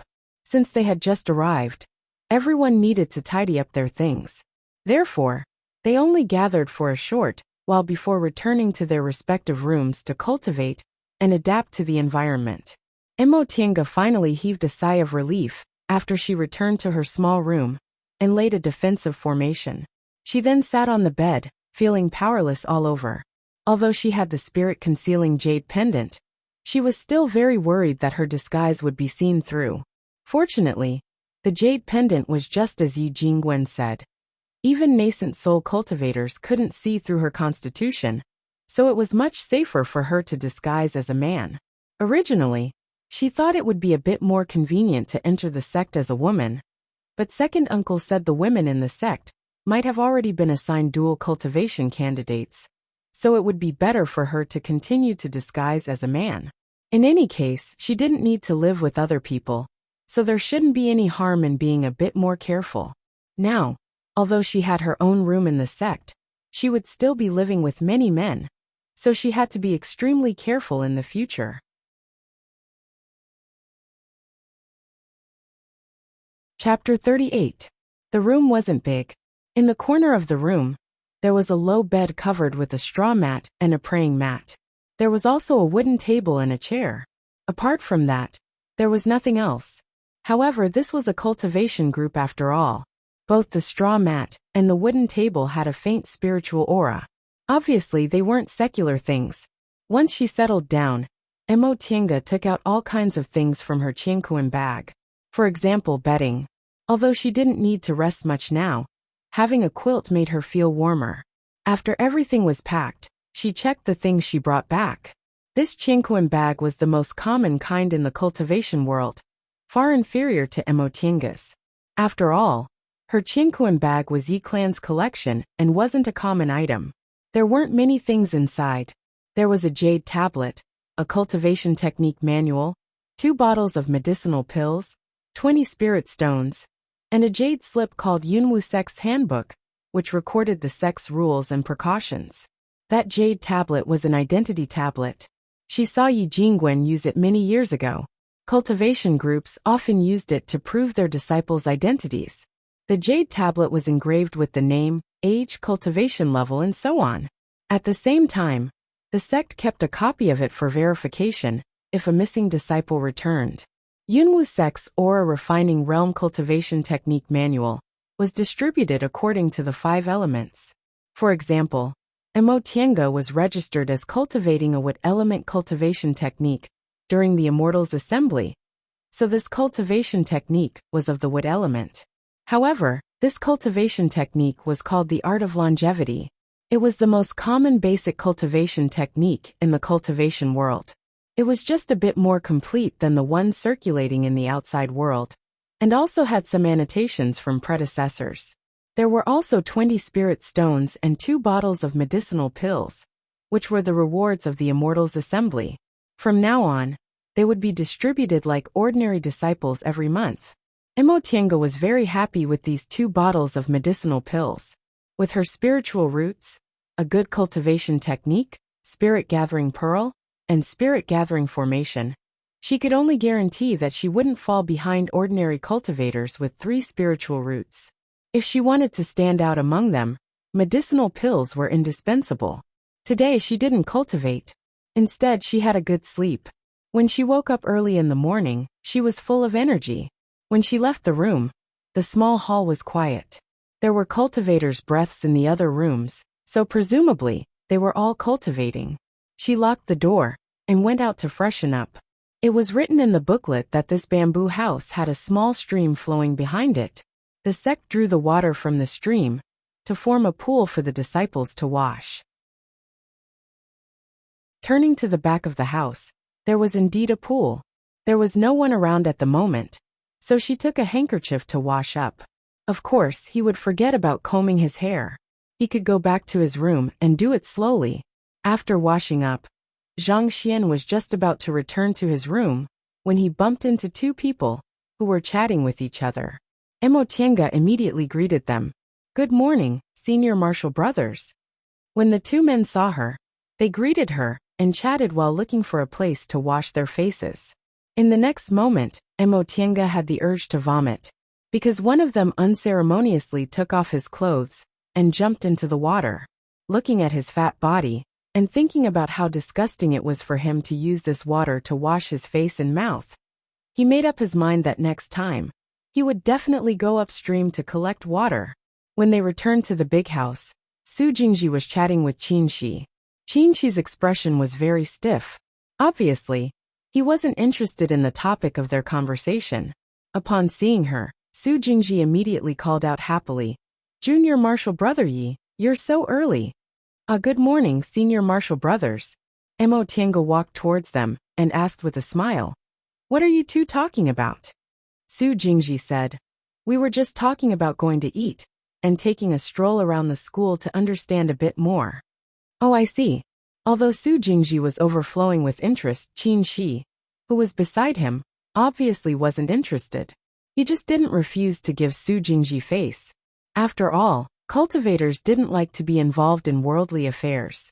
Although they couldn't abstain from eating, they generally preferred to eat fasting pills. Emotienga thought for a moment, then said with a smile, "I'll go with you. I'm really a bit hungry."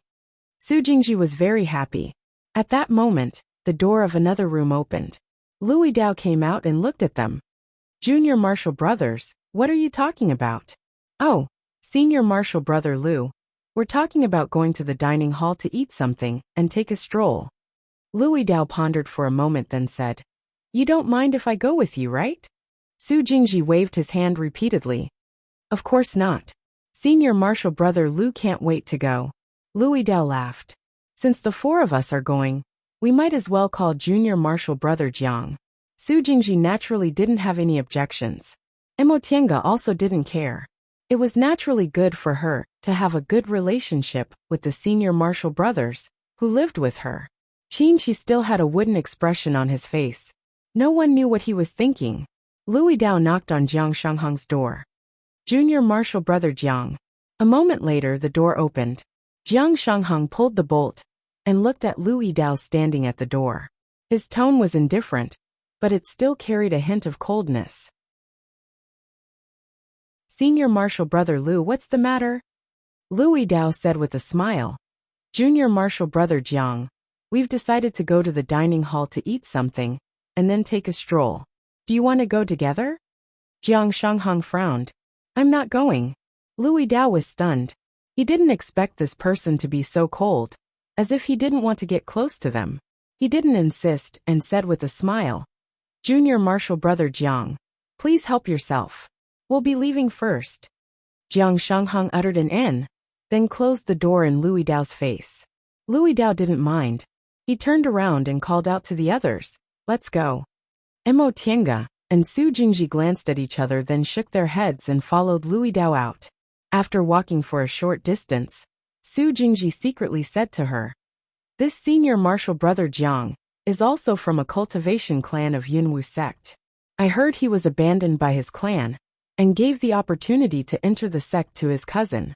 He wasn't willing to accept this, so he was willing to risk his life to participate in the Immortals' Assembly. Oh, Emo Tiange finally understood. Presumably, this person's heart was filled with ambition, so he simply didn't want to spend his time on anything other than cultivation. Junior Marshal Brother Jiang's cultivation level is already in the 10th layer of the aura refining realm before he's 30 years old. It's already very rare, but their clan actually gave up on such a disciple? Louis Dao, who had heard their conversation, also came over. Su Jingji was also a member of a cultivation clan, so he knew a lot about this situation. He said, Senior Marshal Brother Lu doesn't know, but their Jiang clan is also one of the best cultivation clans in Yunwu sect.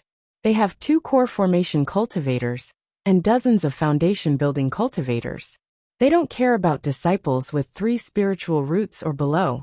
This senior Marshal Brother Jiang originally had an elder who, because of a power struggle within the clan, offended the current clan head.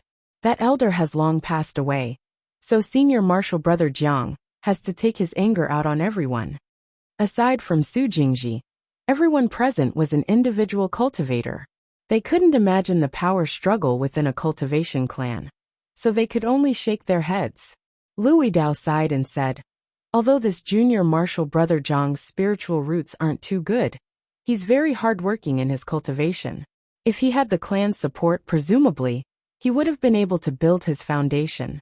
What a pity. Su Jingji also shook his head. According to their Jiang clan's power, they can recommend several disciples to enter the sect every year. In fact, if it was someone else, they wouldn't need to cultivate to the 10th layer to directly enter the sect. They basically wouldn't need to participate in the Immortals' Assembly. Unlike our Su clan, which is only a small cultivation clan with very few quotas, we have no choice but to participate in the Immortals' Assembly. Several people sighed inwardly. Being an individual cultivator wasn't easy, and cultivation clans weren't always smooth sailing either. Both had their own difficulties. In conclusion, there was only one reason. The path to immortality was difficult.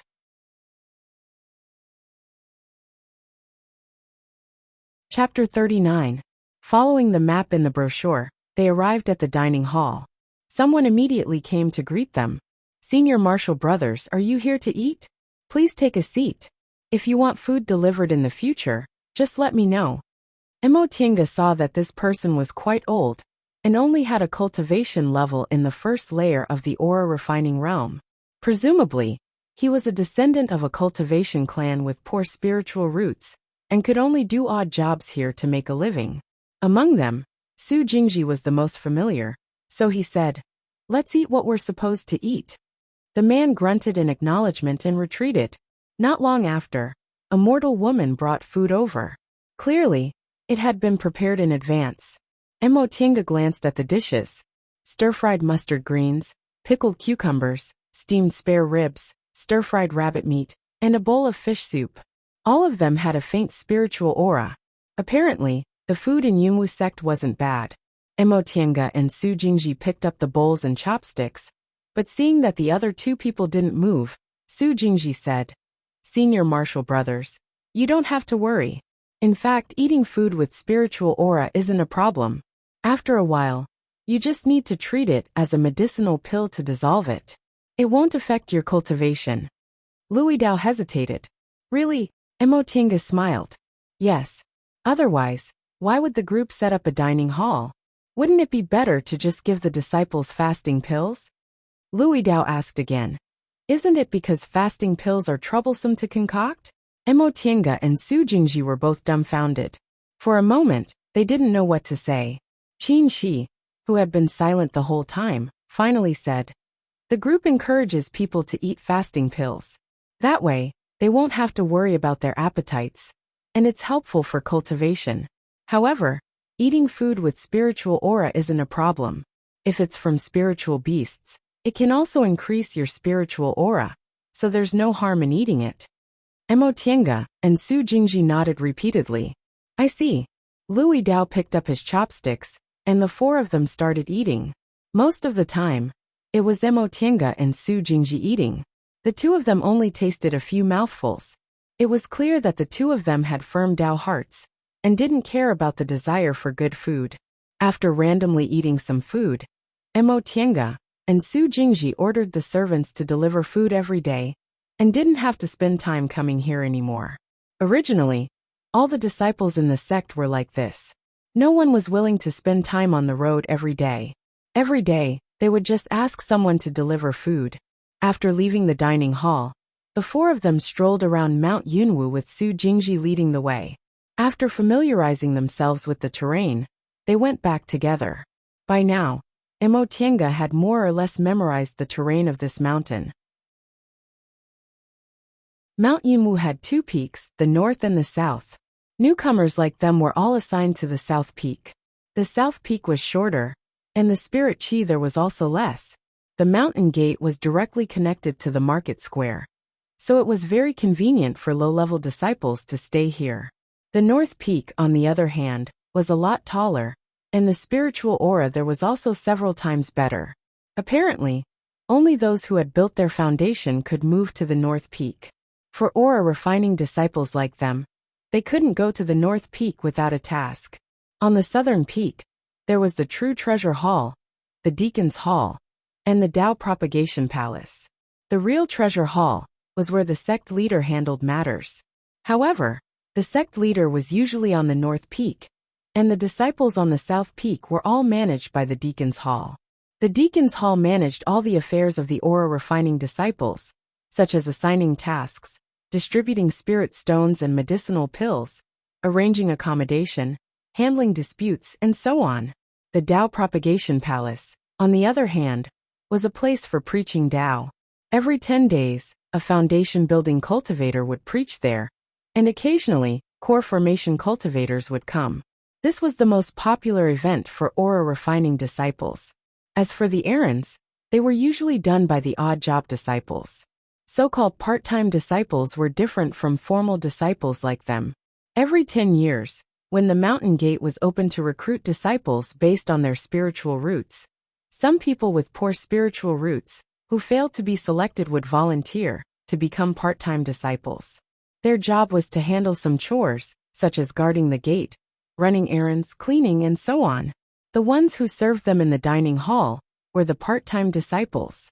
Like them, part-time disciples were also given spirit stones according to the tasks they did. However, they didn't get medicinal pills. If a foundation-building elder fancied a part-time disciple, he or she could be promoted to a formal disciple. So many people were willing to become part-time disciples. Of course, it didn't mean that formal disciples didn't have to do anything. For example, guarding the mountain gate required a formal disciple to lead them. Taking care of spiritual plants, concocting pills, and refining tools were all done by formal disciples, and a few part-time disciples. However, compared to part-time disciples, Formal disciples only needed to do 1 or 2 tasks every year, so they had a lot of time to cultivate. When they returned to their residence, they found an unfamiliar cultivator watering 2 spiritual plants next to the first room. When they were sent here yesterday, the 2 aura refining disciples told them that the first room was where the manager lived. The manager of their residence was Senior Marshal Brother Zhou, but he wasn't here for the time being. When they saw this person, everyone's expression changed. This person's cultivation level was actually slightly higher than a 10th layer aura refining cultivator, but he hadn't reached the foundation building realm yet, so he seemed to be in the 11th layer. According to the classification of aura refining realms, the 1st to the 4th layer was the early stage of the aura refining realm, the 5th to the 7th layer was the middle stage, the 8th to the 10th layer was the late stage, and the 10th layer was the peak stage of the aura refining realm. However, there was one situation where a cultivator's cultivation level was higher than the 10th layer of the aura refining realm, but he wasn't in the foundation building realm. That was when a cultivator ate a foundation building pill, but didn't succeed in building his foundation, but completely absorbed the medicinal power of the foundation building pill, thus advancing to the 11th layer of the aura refining realm. Normally, if one failed in building their foundation, their spiritual aura wouldn't increase. Once this happened, the cultivator would only need 2 foundation building pills at most to successfully build their foundation. If an 11th layer aura refining cultivator took a foundation building pill, they might be able to advance to the 12th layer. But if a 12th layer aura refining cultivator took a foundation building pill, they would definitely advance to the foundation building realm. As for ordinary disciples, the success rate of taking a foundation building pill was no more than 10 to 20%. Therefore, whenever a disciple in the 11th layer of the aura refining realm appeared, the next foundation building pill would definitely fall into their hands. In other words, they were almost all foundation building cultivators. Apparently, this person was their supervisor, Senior Marshal Brother Zhou. It was no wonder that the supervisor of the female courtyard was a foundation building marshal uncle, but they were actually a senior marshal brother. It turned out that this senior marshal brother wasn't an ordinary disciple. While they were still in shock, Senior Marshal Brother Zhou had already finished watering the spiritual plants. He turned around and swept a glance at them. While putting away the watering tools, he said, "You're the new disciples?" They regained their senses and hastily saluted him. "Greetings, Senior Marshal Brother Zhou." Senior Marshal Brother Zhou uttered an N, then went back to trimming the leaves. He said, "Since you're living here, you have to abide by my rules. I don't care whether you cultivate or play around, but you're not allowed to disturb other people. You're not allowed to go to places you're not allowed to go, and you're not allowed to fight. If you need to leave the mountain, you need to inform me. If you have a dispute with someone else, you also need to report to me. Of course, if you encounter any problems in your cultivation, you can also come to me. Understood?" They all answered in unison, "Yes." Senior Marshal Brother Zhou waved his hand. "That's enough. You can go now." They saluted him again before returning to their small living room. Once they closed the door, Su Jingji immediately said enviously, "So this is the 11th layer of the aura refining realm. This Senior Marshal Brother Zhou's luck is really good. How could Emotinga not think so? With her spiritual roots, the possibility of her building her foundation was really very small. Although the 11th layer of the aura refining realm wasn't the foundation building realm, it was tantamount to having 1 foot in the door of the foundation building realm." Louis Dao said, "Among us who entered the sect, which one of us didn't come for the foundation building pills? I just don't know if we'll be as lucky as Senior Marshal Brother Zhou. If we can enter the 11th layer of the aura refining realm, then we'll have hope in building our foundation." Qin Shi said, "I heard there's still 3 years until the sect's internal competition. Work hard." The 3 of them nodded repeatedly.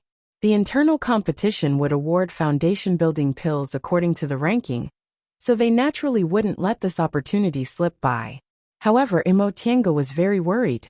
Louis Dao was in the 10th layer, so in the next 3 years, he only needed to practice fighting. Qin Shi was in the 9th layer, so he had a high chance of entering the 10th layer. He was also good at fights of magical powers. As for Su Jingji, his cultivation level was a bit higher than hers, and he also had the backing of his clan. Only she, who was in the 7th layer of the aura refining realm, could enter the sect through luck.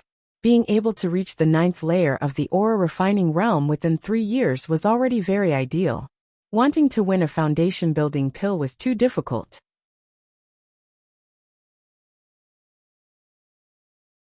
Chapter 40.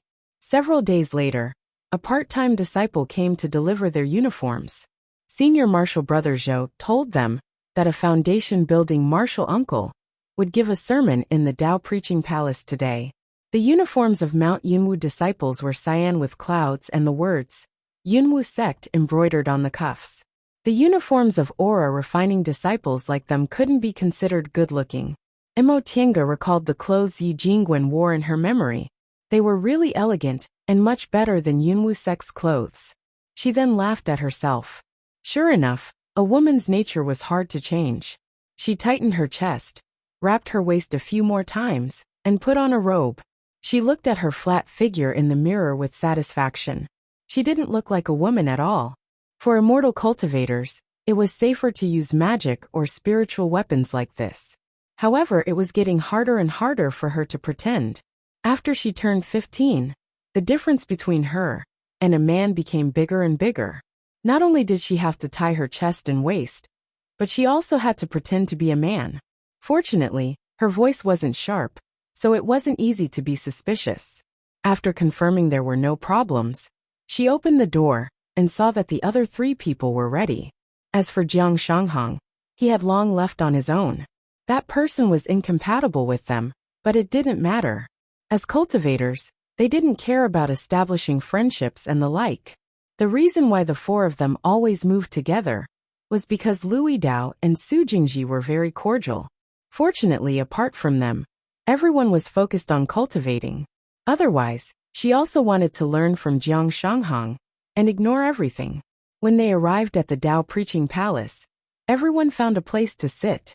Before long, a middle-aged Taoist with a foundation-building cultivation walked up and sat on the praying mat at the very front, facing everyone. Everyone hurriedly stood up and bowed. Greetings, martial uncle. The Taoist nodded. Disciples, please sit. There were at least several hundred people in the Tao Preaching Palace. At this moment, everyone was sitting cross-legged on the praying mats in silence. The Taoist examined them and said, My Taoist name is Qingyu. This month, I'll preach to the disciples. A few days ago, a group of new disciples entered the sect, so today, I'll talk about the meaning of Tao. Dear disciples, what is the Tao to you? Why do you cultivate? Once Taoist Qingyu finished speaking, a disciple in the front row answered, Martial uncle, Tao is the law of heaven and earth. Cultivating is for longevity. Taoist Qingyu nodded then asked, Does any of the disciples have any objections? Another person answered, Reporting to Uncle Master, this disciple thinks that Tao is the origin, and cultivation is for longevity. Taoist Qingyu nodded with a smile. You're right. Tao begets 1, 1 begets 2, 2 begets 3, 3 begets all things, and that is the origin. The sun and moon lay dormant, the 4 seasons alternated, and everything in the netherworld followed the cause. These were the laws of heaven and earth. We cultivate for the sake of longevity, and also the process of pursuing the Tao. Logically speaking, life and death, withering and flourishing, were originally the Tao of heaven and earth, but immortality was jumping out of life and death. So why was it still considered to be pursuing Tao? You must know that the way of the heavens is to exist forever. What we pursue is to abandon the glory of withering away and live forever with the heavens. Therefore, cultivating to become an immortal was both obeying and defying the heavens. All living things have their own ups and downs. If we want to jump out of all living things, then we will have to go against the heavens. As a result, when one successfully cultivates to become an immortal, there will be tribulations to overcome. This is the reason why heaven and earth do not tolerate this. However, after overcoming the tribulations and ascending to the great Tao, the heavenly Tao leaves a slim chance of survival for all living beings. We cultivate to become immortals, but we accept the test according to the way of the heavens. How to go against the heavens and reach the state of obeying the heavens is what we cultivators do. Everyone listened attentively, and Emo Tienga was even more attentive. This was the first time she heard this theory about Tao. The path of cultivation was vastly different, and everyone had their own understanding. What this martial uncle said was different from what second uncle said. The day passed in the blink of an eye. When the time came for the lecture to end, the four of them had gained some understanding. On their way back, Louis Dao sighed and said, "It was originally a fated chance that I was able to embark on the path of cultivation. If someone had taught me like this at that time, I wouldn't have wasted my time until now." Although Louis Dao had 4 spiritual roots, 2 of his spiritual roots were excellent, so his aptitude should have been slightly better than Emo Tienga's. Emo Tienga was confident she could reach the 10th layer of the aura refining realm before the age of 25 and attack the foundation building realm. Louis Dao was already in his 30s, so what he said wasn't a lie. Su Jingji smiled and said, "Senior Marshal Brother Lu is only in his early 30s, so he's quite confident he'll be able to build his foundation before the age of 40. He's much better than many people who have no hope of building their foundation for the rest of their lives." Louis Dao also smiled and patted Su Jingji's shoulder. "Junior Marshal Brother Su is right. I'm already very lucky." The 4 of them returned to their residence. Each of them went back to their respective rooms to cultivate and reflect on what they learned today. From then on, Emo Tienga's days became more peaceful. Every 10 days, she would go to the lecture with everyone. Once she returned to her room, she would concentrate on cultivating. Every half a month, she would go down the mountain and give the formation she and second uncle developed to the sex shop for sale. She would then use the spirit stones she got from the sale to buy medicinal pills for second uncle to treat his injuries. 3 months later, she successfully advanced to the 8th layer of the aura refining realm. In the past few months, she had a lot of medicinal pills on her. The medicinal pills left behind by the man and woman in the forest, the prizes from the Immortals Assembly, and the medicinal pills and spirit stones distributed by the sect every month. After eating all the aura-nourishing pills, she finally advanced to the 8th layer. This made Su Jingji extremely envious. He was originally in the 8th layer, but he still hadn't advanced. Qin Shi, on the other hand, had already advanced from the 9th layer to the 10th layer. Among the 5 people in this room, it could be said that he was the only one who hadn't advanced. He could only blame himself for frequently taking errands. In the past 3 months, he always went out and didn't have much time to cultivate. It would be strange if he could advance. Because of this, Su Jingji made up his mind to enter closed-door meditation. He wouldn't go out unless he listened to Tao lectures. Su Jingji was in closed-door meditation, and the other 3 were all ascetic cultivators, so Emo Tienga was happy not to have to deal with them. Every day, she cultivated, studied formations, and occasionally went out to catch some wild animals to satisfy her cravings. Her days were actually quite free and unfettered. She used the light body technique and sent out a wind blade, causing the running deer to fall. Emo Tienga flew over, picked up the deer, and threw it into her qiankuan bag. She then went back the way she came. When she reached the stream, she fished out the deer's corpse, skinned it, and cleaned it. Although the south peak of Mount Yunwu was much worse than the north peak, it was still a rare spirit vein. The small animals caught here were much more delicious than those at the foot of the mountain. She first drained the deer's blood and cleaned its internal organs before peeling off its skin. After that, she cut it into pieces, smeared most of them with salt, wrapped them with spiritual plants, and stuffed them back into her qiankuan bag. After that, she picked up a piece and carefully sliced it, smeared some seasoning on it, and roasted it over a fire. Fire spells were meant to be used like this. "Hey, Senior Marshal Sister, there's someone roasting something here." Emo Tienga turned around and saw 2 female aura-refining cultivators approaching. Judging from their clothes, they were also disciples of Yunwu sect. She had long sensed their breaths, but this was Mount Yunwu, and fellow disciples were everywhere. She crawled out of the haystack and smiled. Hello, Senior Marshall sisters. Her sudden appearance startled the two of them. These two women seemed to be in their 20s. Their appearances were also pretty good, especially the Senior Marshall sister. She could be considered a beauty. The younger one frowned and rebuked her when she saw Emotienga's gaze. Which disciple are you in charge of? How could you be so rude? Emotienga was dumbfounded. She couldn't help but smile bitterly. Emotienga merely glanced at them. Yet she was already regarded as a lecher. She immediately said, Senior Marshall sister, you misunderstood me. I was just secretly looking for a place to hide and roast something to eat. I didn't expect Senior Marshall sisters to discover me, so I was a bit worried. This reason was reasonable, so the Senior Marshall sister said, Junior Marshall brother, don't worry. We just smelled the aroma and came to take a look out of curiosity. We won't tell anyone. She wasn't afraid of telling anyone, because Senior Marshall brother Joe wouldn't care anyway. Of course, she still had a smile on her face. Thank you, Senior Marshall sisters. Meeting each other is fate. Coincidentally, my venison is also roasted. How about we eat it together? Just take it as an apology for scaring you guys just now. Seeing how polite Emotienga was, the Junior Marshall sister didn't argue anymore. She smiled and said, Junior Marshall brother, are you serious? Don't tell me you're reluctant to part with it? Emotienga took out a large piece of venison from her chinkuan bag. Senior Marshall sister, look. I still have a lot. I can't eat it all by myself. Emotienga's cooking skills weren't just for show. The venison was roasted until it was golden yellow. The aroma drifted far away, making people want to eat it. Sure enough, the Junior Marshall sister was reluctant to leave. She pulled her companion and said, Senior Marshall sister, The Senior Marshall sister said helplessly, we don't know this Junior Marshall brother. How can we? It's not a big deal. He said he wanted to apologize to us. Yes.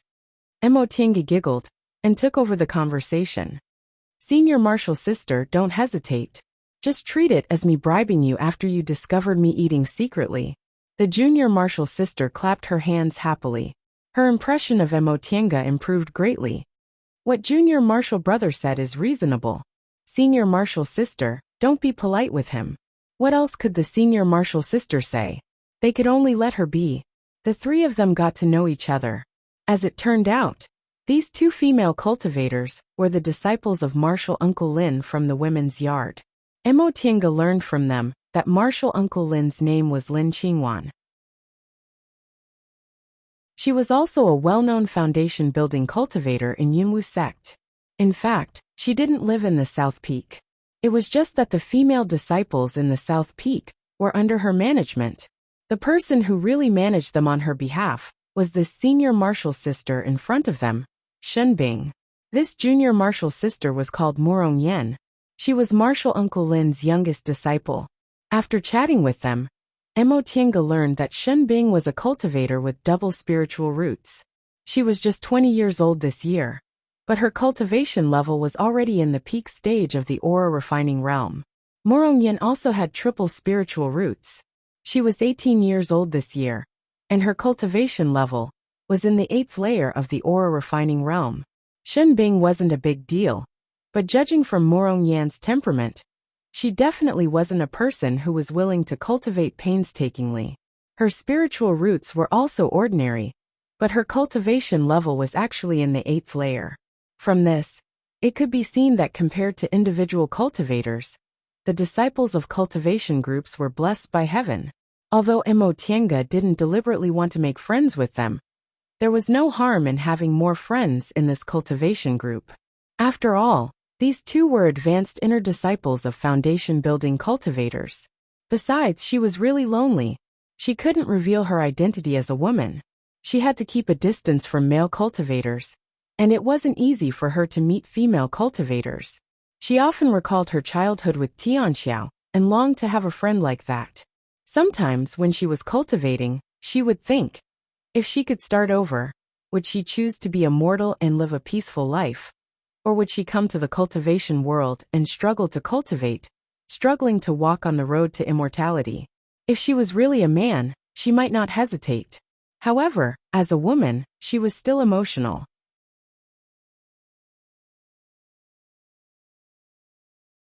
Chapter 41. After parting ways with her two senior martial sisters, Mo Tiange packed her things and prepared to go back. Today's meal was really worth it. Senior martial sister Shen was very polite, so presumably, she wouldn't refuse if she had any requests in the future. As for that senior martial sister Morong, she ate most of the barbecue today. After eating her food, her attitude towards Mo Tiange couldn't be better, especially when she found out that the food was much more delicious than the food in the dining hall. She immediately said that they would roast food together again in the future. Mo Tiange didn't refuse. She seemed to see Tianxiao's shadow in this senior martial sister Morong. Back then Tianxiao always dragged her to do this and that. It was only when she was together with Tianxiao that she had the joy of her childhood. After walking for a while she stopped. There were several breaths in front of her, which made her feel very strange. It seemed like they weren't friendly with each other. Could it be that there were disciples fighting here? She hesitated for a moment before finally deciding to restrain her breath and quietly approach them. Second brother, you're indeed very capable. You actually managed to enter the sect. Unfortunately, you're only an ordinary disciple. It'll be really difficult for you to seize foundation-building pills. Mo Tiange hurriedly hid behind a big tree when she heard the voice. She peeked and saw several people standing in the open space in front of her. One of them looked a little familiar. She recognized him for a few seconds before realization dawned on her. This was Jiang Shanghang, who had never dealt with them. Several people stood in front of him. All of them looked like youths, but they looked like hooligans. In comparison, Jiang Shanghang's gloomy aura didn't make people feel so uncomfortable. Since they were quite far away, Mo Tiange couldn't clearly see Jiang Shanghang's expression. She only heard him snort and sneer. Jiang Chengxian, what does it have to do with you whether I can seize foundation-building pills or not? You'd better watch yourself. Second brother, why are you so fierce to me, your fourth brother? This isn't the demeanor of an elder brother. I'm afraid eldest uncle will get angry if he sees you like this. His sarcastic tone made Mo Tiange very uncomfortable. Su Jingji once said that Jiang Shanghang could have directly entered the sect, but his qualifications were replaced by his younger cousin. Could it be that this person was the one? This person's cultivation level was indeed not very high. He had already entered the sect as a substitute, yet he was only in the 7th layer of the aura refining realm. However, there were a few people around him who were not bad. One was in the 7th layer of the aura refining realm like him. 2 were in the 8th layer, and 1 was in the 9th layer. Although none of the 5 people had a higher realm than Jiang Shanghang, ants could bite an elephant to death. Jiang Shanghang still couldn't resist them. Moreover, he had to be careful with his life. Yunwu sect rules clearly stated that no one could harm a fellow disciple's life. Otherwise he would be with them. Mo Tiange didn't plan to meddle. No matter how much Jiang Shanghang was bullied, he was still a member of Jiang clan. As an outsider without any foundation, wouldn't she be asking for trouble if she offended a descendant of Jiang clan who could summon wind and rain in Yunwu sect? Sure enough, Jiang Shanghang couldn't restrain himself after hearing these mocking words. He reached into his robe, wanting to take something. When the people on the other side saw this, they immediately drew their weapons. In the next moment, Jiang Shanghang took out a handkerchief and wiped his hands. He then cast them a contemptuous glance. I'm just wiping my hands. Why are you so nervous? Mo Tiange almost couldn't hold back her laughter. This Jiang Shanghang was also a talented person. After being ridiculed, his one action made Jiang Qingxian's face turn green. This time, it was Jiang Qingxian who couldn't hold back anymore. He winked at his companions and said with a sneer, Second brother, I heard you were very powerful in the Immortals Assembly. I really want to learn from you. Jiang Shanghang snorted. All of you come at me together. Let me see if you've made any progress in the sect. This was obviously a lecturing tone. Jiang Qingxian's face darkened. Relying on the fact that he had more people on his side, the 5 of them took out their spirit tools and talismans. Jiang Shanghang's reaction wasn't slow. The moment they attacked, he took out a talisman and slapped it on his body. He used the light body technique to jump into the air, and his spirit tool flew out. Jiang Shanghang's spirit tool was a bell, or perhaps an enlarged bell. He shot a spiritual aura, causing the bell to make a buzzing sound. Emotinga suddenly felt dizzy. When she came back to her senses, she immediately realized that this was a spirit tool with hallucinogenic effects. She immediately circulated her qi to her dantian, and sure enough, she no longer had a headache.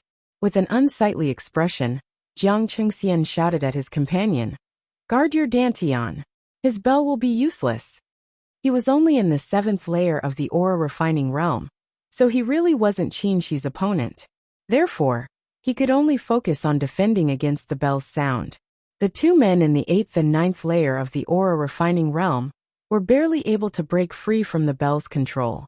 They controlled their spirit tools to attack Jiang Shanghang. Jiang Shanghang had no choice but to stop ringing the bell and dodge the spirit tool's attack. Upon seeing this, Mo Tiange shook her head. This bell was indeed a good treasure, but unfortunately, it wasn't very powerful. If her cultivation level wasn't too high, it wouldn't be a problem for her to break free from its control and break it very easily. Sure enough, Jiang Shanghang put away the bell and took out a flying sword. An aura refining cultivator's spiritual aura could only be used to control one spirit tool at a time. This was also the limit in fights of magical powers. Although this bell was very useful in fights of magical power, Jiang Shanghang had no choice but to give it up. However, his flying sword also didn't seem to be an ordinary item. Its spiritual aura was everywhere, so the three people besieging it couldn't do anything to it. Jiang Chengxian, on the other hand, was very vicious. The three people were already besieging Jiang Shanghang, but he still took out talismans and threw them almost as if he didn't care about money. Mo Tiange didn't know what he thought of this blood-related cousin of his. He simply wanted to take his life. Mo Tiange frowned. It wasn't that she wanted to meddle in other people's business, but she knew very well that she didn't have the qualifications to cause trouble. Besides, the other party was Jiang clan, which controlled Yunwu sect. However, Jiang Shanghang could be considered someone she knew in Yunwu sect. Compared to Jiang Chengxian, she still felt he was more pleasing to the eye. Sure enough, Jiang Shanghang couldn't hold on any longer. He could still fight evenly against three opponents who were only 1 or 2 layers below him. However, there was a person next to him who kept throwing talismans at him, so it was very strenuous for him to hide. He could only choose to dodge everywhere instead of continuing to parry. Jiang Shanghang was also a ruthless person. Even though he was beaten to a sorry state, he didn't make a sound and only focused on dodging everywhere. He looked for an opportunity to fight back. Moreover, he didn't care about the people besieging him and only attacked Jiang Chengxian. When Jiang Shanghang was finally knocked down, Jiang Chengxian was also hit by one of Jiang Shanghang's spells. Seeing that Jiang Shanghang was no longer moving, Jiang Chengxian spat out a curse and kicked him twice. Jiang Shanghang, who was lying on the ground, let out a muffled groan, but he still didn't make a sound. Mo Tiange frowned as she looked over there. Fortunately, Jiang Chengxian still had some misgivings. Seeing Jiang Shanghang lying half dead on the ground made him feel refreshed. He mocked Jiang Shanghang a few more times, then waved his hand and swaggered away with his companions. She waited for a while, but that group of people didn't come back, so she finally came out. She cautiously looked around before she finally walked towards Jiang Shanghang. "Senior Marshal Brother Jiang? Senior Marshal Brother Jiang." Jiang Shanghang's face was covered in blood, and his breathing was weak. He opened his eyes to look at her, then closed them again. Mo Tiange had no choice but to cast a spell to help him up. She then used light body technique to fly towards their residence.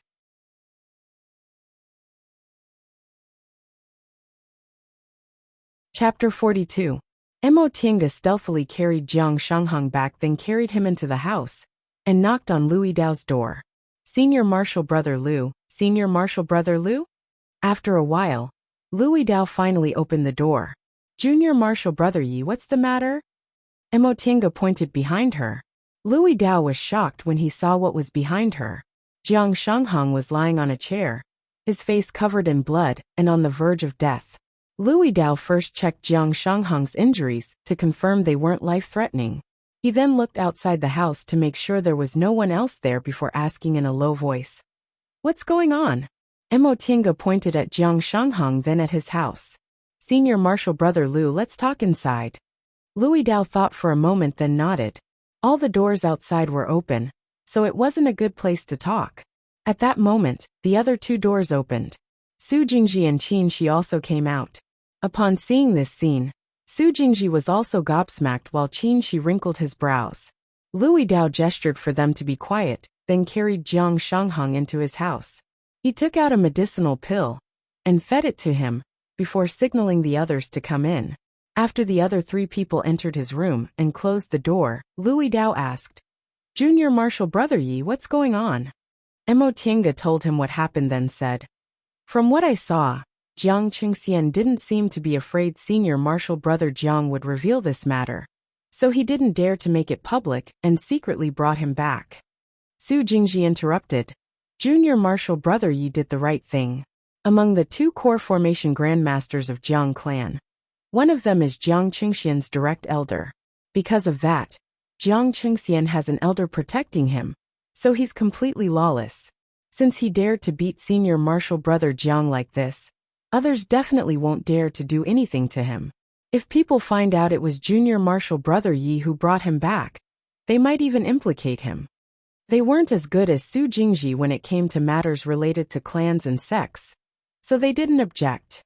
Mo Tiange said with a bitter expression, "I just thought Senior Marshal Brother Jiang would have most likely been injured even if he survived being thrown there.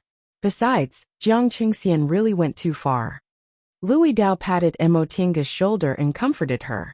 "Rest assured, only the few of us know about this. It'll be fine as long as we don't tell anyone else.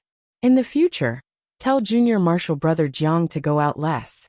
He really can't prevent others from scheming against him." Among them, Su Jingji was a member of a small cultivation clan, while the others were individual cultivators. They really didn't have a good impression of hedonistic sons of rich families who took advantage of their power to bully others. Compared to them, Jiang Shanghang only treated them coldly. The others nodded.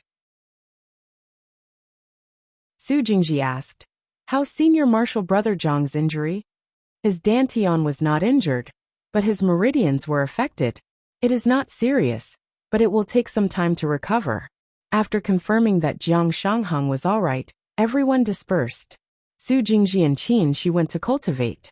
Mo Tiange felt like she was meddling in other people's business, but she was too embarrassed to let Louis Dao clean up the mess, so she stayed behind.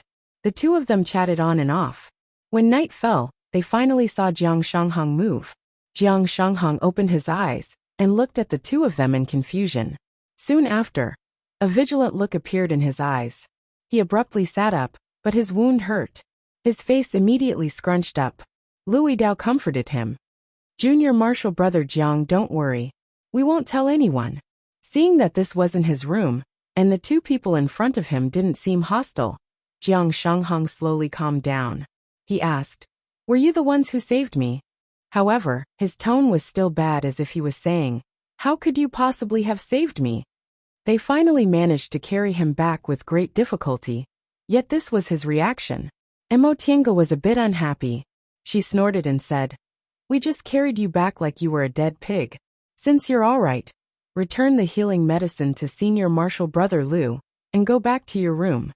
Jiang Shanghang didn't refute her. He took out a jade bottle from his robe and placed it on the table, wanting to get out of bed.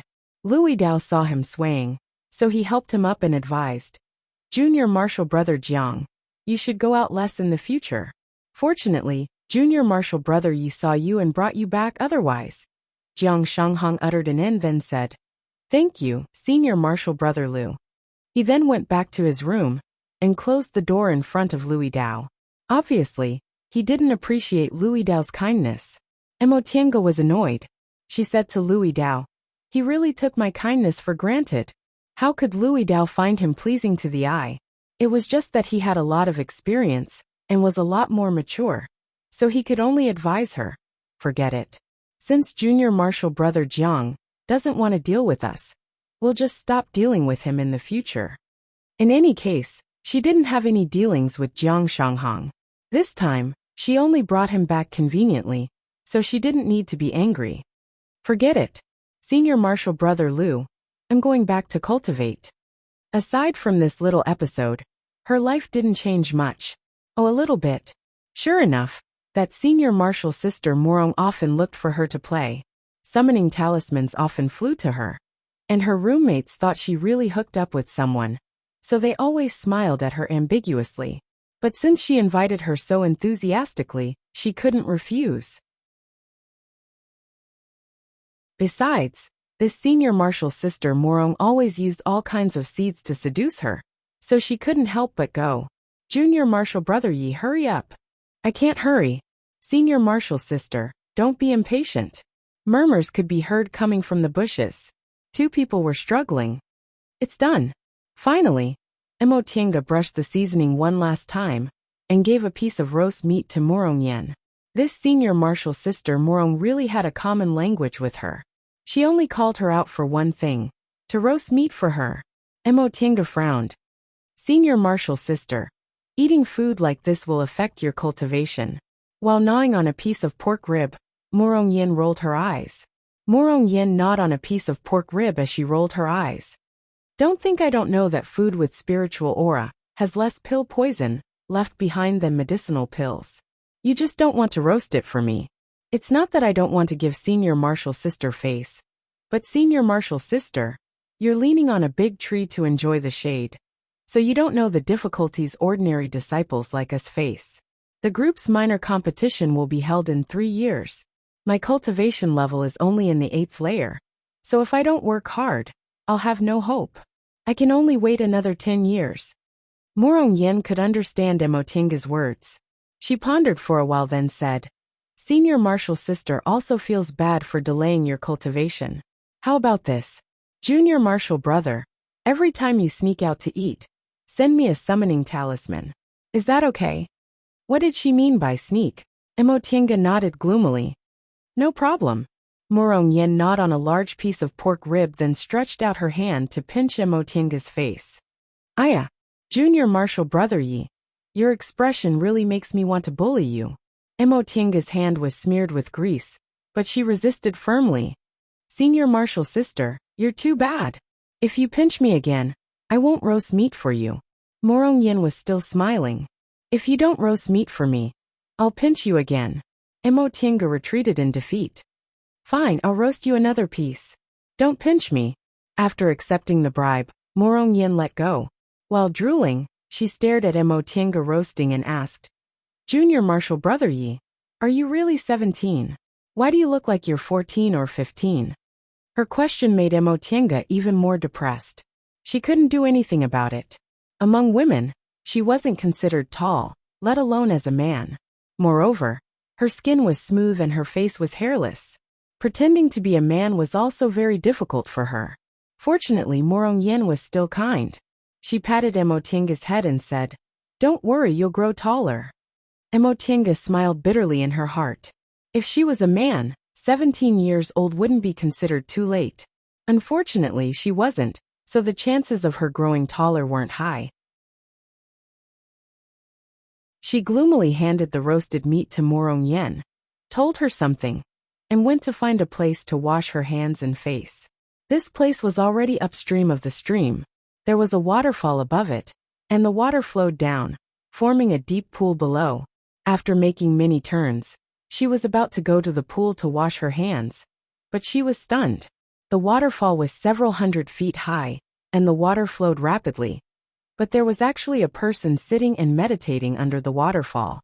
It wasn't appropriate to say he was sitting. Under the waterfall was a deep pool, and there were no rocks to sit on. That person was sitting cross-legged on the water, letting the waterfall wash down and hit his body. What kind of martial art was he practicing? Emo Tienga was a bit dazed. This seemed like a martial art from the secular world. In fact, martial arts practitioners in the secular world cultivated body refining techniques. It was just that they weren't as brilliant as those in the cultivation world. But this person, Emo Tienga couldn't tell. He didn't seem to have the aura of a cultivator, but he seemed very powerful. This person looked very familiar to her. He seemed to be Qinshi. You're tuning in to the Lee May's Sword of Destiny YouTube channel. We're so grateful for your support, and don't forget to subscribe to join us on this incredible journey through captivating stories. Your generosity through donations truly makes a world of difference, as it's the primary source of revenue that allows me to expand and enhance this channel for you. Thank you from the bottom of my heart for being a part of this adventure.